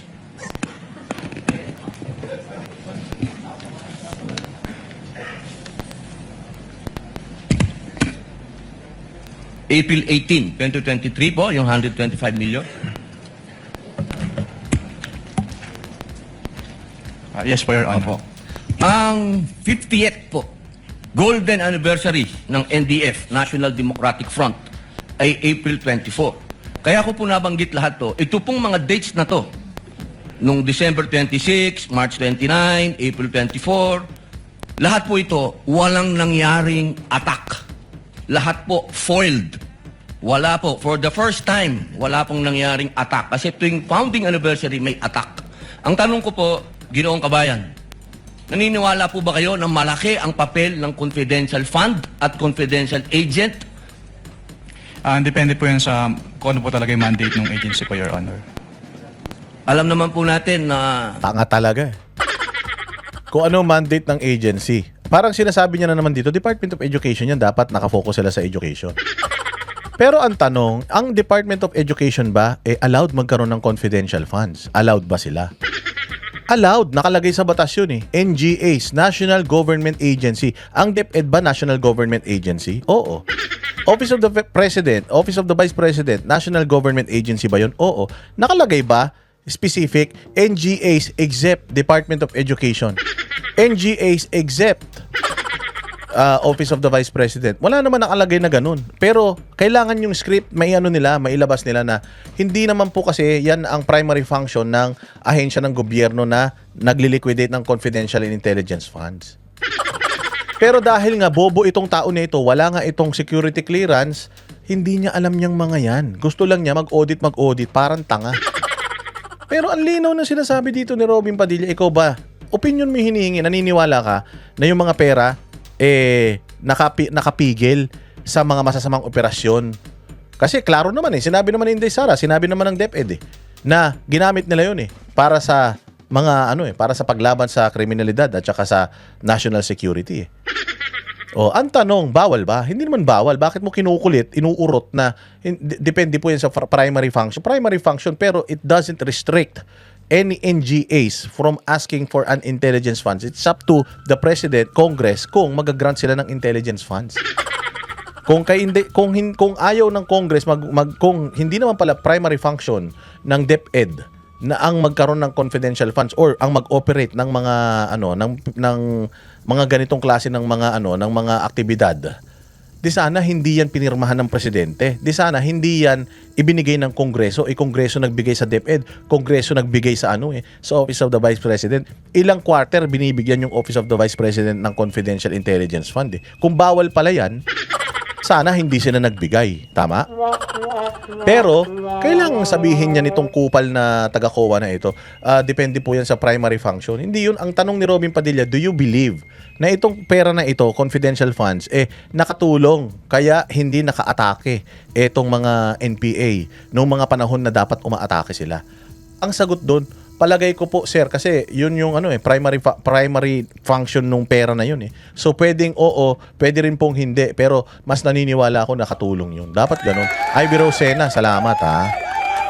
O Chris VA USA, salamat din sa iyo ha. O di ba? Putsang ina niyan. Ang DepEd. Ang DepEd, diyan po nanggagaling ang tinatawag naming sa Communist Party po, ano? Meron po kasing pangkat gerilya, ang pangkat politikal. Yung pangkat politikal, yan po yung mga estudyante na nanggagaling sa mga universidad. Sang-ayon po ba kayo doon? I cannot answer that po, Your Honor. Okay. You cannot answer that kasi pabor yun kay Inday, Sara. Hindi mo sasagutin pag pabor kay Inday, pero pag pabor sa inyo, mga kupal kayo, ang bilis mo sumagot. Ang ina, tanga. Dahil wala nga po pala kayong clearance. Maraming salamat po. Wala kayong clearance, wala kayong alam, boss. Wala ka pala eh. Oh. Puro kayabang eh. Wala ka naman palang clearance. O, Uncle John, pasok. Misuse eh. Yung testigo ngayon napaamin siya na yung kanya preliminary lang, hindi pa final yun. Yan ang matagal na nating sinasabi din. From the very start, sinasabi natin, yung mga findings ng COA ay hindi final. Kaya it should be the basis of the Vice President being sued for an impeachable offense. Kasi hindi pa nga hindi pa offense eh. Preliminary pa lang. At yan ang inamin niya kanina. Umamin siya eh. Kaya lang, if you notice, evasive pa siya eh. Pero finally, umamin din siya na talagang hindi. What are your major takeaways, Attorney Sal? Sa Day 12, Article 1 po tayo, misuse daw ng misuse ng confidential funds ni VP Sara. Eh, hindi naman nila napatunayan ng misuse eh. Yung testigo ngayon napaamin siya na yung kanya preliminary lang, hindi pa final yun. Yan ang matagal na nating sinasabi din. From the very start, sinasabi natin, yung mga findings ng COA ay hindi final. Kaya it should be the basis of the Vice President being sued for an impeachable offense. Kasi hindi pa nga hindi pa offense eh. Preliminary pa lang. At yan ang inamin niya kanina. Umamin siya eh. Kaya lang, if you notice, evasive pa siya eh. Pero finally, umamin din siya na talagang hindi. How would you assess the body language, yung body language ng witness? Si Attorney Wamil, mukhang kabado siya eh. Be careful siya masyado sa pagsagot sa mga tanong eh. Evasive nga eh. Cautious, no? Parang ganun yung... Kasi nga, ako ang tingin ko dyan, napilitan sila, napilitan lang eh. Sa tingin ko, kung sila lang ang magde-decide, hindi sila magsasalita ng mga sinasabi nila ngayon. Kasi alam naman nila, lalo pa siya abogado, alam niya na yung mga ganong audit, merong tinatawag na conclusive at merong sinasabing preliminary. Nasa preliminary lang siya. Tsaka, nabanggit din ka din, Attorney Sal, na wala naman pala pinagbabawal doon sa joint circular na pinagbatayan sa paggamit ng confidential funds. Na bawal siyang gastusin ng 11 days. Hindi rin siya bawal 60 days. Magaling yung mga pagtatanong ni Attorney Powa kanina. What are your thoughts about that, sir? Tama yun. Saka alam mo, di ba kahapon, yung cash advance, di ba sinabi ko, hindi porket yung cash advance mo within a particular period, pag hindi mo ginastos yun, hindi mo magagastos. Kasi ang intention ng confidential funds, mayroong purpose yun. So whether you spend that within a prescribed period, hindi pa illegal yun, irregular. What is important is, ginastos mo yun for the purpose intended for that particular fund. Tsaka kinisyon din kanina kung may mga ebidensya ba daw ang DepEd na naging matagumpay yung pondo sa confidential funds para sa sinasabing anti-insurgency efforts. Pinadidetalye doon sa report. Ano masasabi mo? Hindi po pwede yun eh. Gaya nga ng isang circular ng 1992 sila sabi, delikado yung mga hinihingihan mo, like for instance, mga resibo. Delikado rin yung mga sinasabi mo kung anong ginagawa mo. Kasi, confidential nga ito eh. Ang purpose po kasi ng confidential funds, you're going to use the money of the government to destroy the enemies of the state. So kung sasabihin mo, ilalabas mo yan, paano mo pa masisira? Malalaman na ng kalaban mo kung anong pamamaraan mo. Ayun yun eh. Sir, ipasasampi na daw ng prosecution si Mary Grace Piatos. Alam natin, Mary Grace Piatos, na unang sinabi ng retired military officers na totoong alias lang yun, pseudonym lang yun, para ikubli ang tunay na identity ng espiya o asset na binayaran ng OVP to get information. Ngayon, ipasasampi na daw po nila. Anong masasabi mo doon, sir? Ipalilitaw nila dito sa Senate Impeachment Court. Ibig sabihin, yung kabila, papalabas ng isang fake na piatos. Fake na nga yung talagang taong yon, eh magagawa sila ng fake para kunyari yun ang totoo. Sir, Gawa-gawa lang lahat yan. Attorney, patuloy ang panawagan ng prosecution na mag-appear daw ng personal si VP Sara para personal daw na sagutin yung katanungan po ng prosecution. Ano pong masasabi mo doon, Attorney Sao? Yun, kabobohan yun eh. Yung personal na atin si Inday. Hindi naman sinusubpinan si Inday. Eh lahat ng mga resource person diyan, mga witnesses, nakalista yan eh sa pre-trial brief pa lang, nakalagay na kung sino yung mga ipapatawag na mga ng mga testigo. Hindi naman kasama si Inday doon sa mga ipapatawag na testigo para mga tanga to mga to. Paano naman mapapa-attend mo yon? Eh ngayon lang yung Article 4, hindi nila naprubahan. Yung Article 1, crumbling na naman, gumuguho na. Anong reason para humarap? Maliban pa sa hindi siya kailangan, hindi requirement, kaya nga pinagpapalagay na inosente. Ikaw nag-aakusa, di prubahan mo. Sir, ano po ang mensahe niyo sa taong bayan? Date 12 na po tayo ng impeachment. At Yan. Oh, malinaw. Malinaw dyan sa sinabi ni Salpanelo na malabo yan. Malabo na to. Wala na tong pupuntahan mga bossing. Wala na to. Tapos na ito. Siguro naman na na kayo, nakakumbinsi na kayo mga bossing na wala na papupuntahan to. Hindi na nga interesado yung mga tao eh. Hindi na nanonood yung mga tao dito sa walang hiyang walang hiyang impeachment na ito. Eh kanina nga may nagsabi sa SMNI 30 milyon nanonood nung una. Sa pang-12 araw wala na. So nakikita na rin ng mga senador na pababa. Hindi na talaga interesado yung mga tao rito. Kasi alam naman talaga ng tao eh, yung trust rating ni Inday Sara pataas eh. Alam naman ng tao na itong si VP Sara talagang hindi naman magnanakaw ito. O at ang mga Duterte hindi naman talaga magnanakaw yan. And itong impeachment na ito, malinaw pa sa sikat ng araw na paninira lang ito kay Inday Sara para humina yung kanyang tsansa sa 2024 kasi nga hahabulin lahat ng mga pagnanakaw nila. Si Luistro, baka singilin na si Luistro sa kanyang mga utang. O tapos may na-disbar pa naman na may na-disbar ba? Disbar ba o nasuspinde na isang abogado dahil pinayuhan niya yung kanyang kliyente na magtago o hindi ba si Luistro pinayuhan niya yung kanyang asawa na magtago. Aside from that, itong mga Maleta Boys, itong mga sinumbong ng mga Maleta Boys na mga Brave 18 yung mga congressman na mga nagnakaw, yung mga contractor, lahat yan hahabulin yan lahat ni Inday. Kaya talagang pinipilit talaga nila na itong si Inday Sara ay hindi manalo sa 2020 dahil katapusan na ng mundo nila.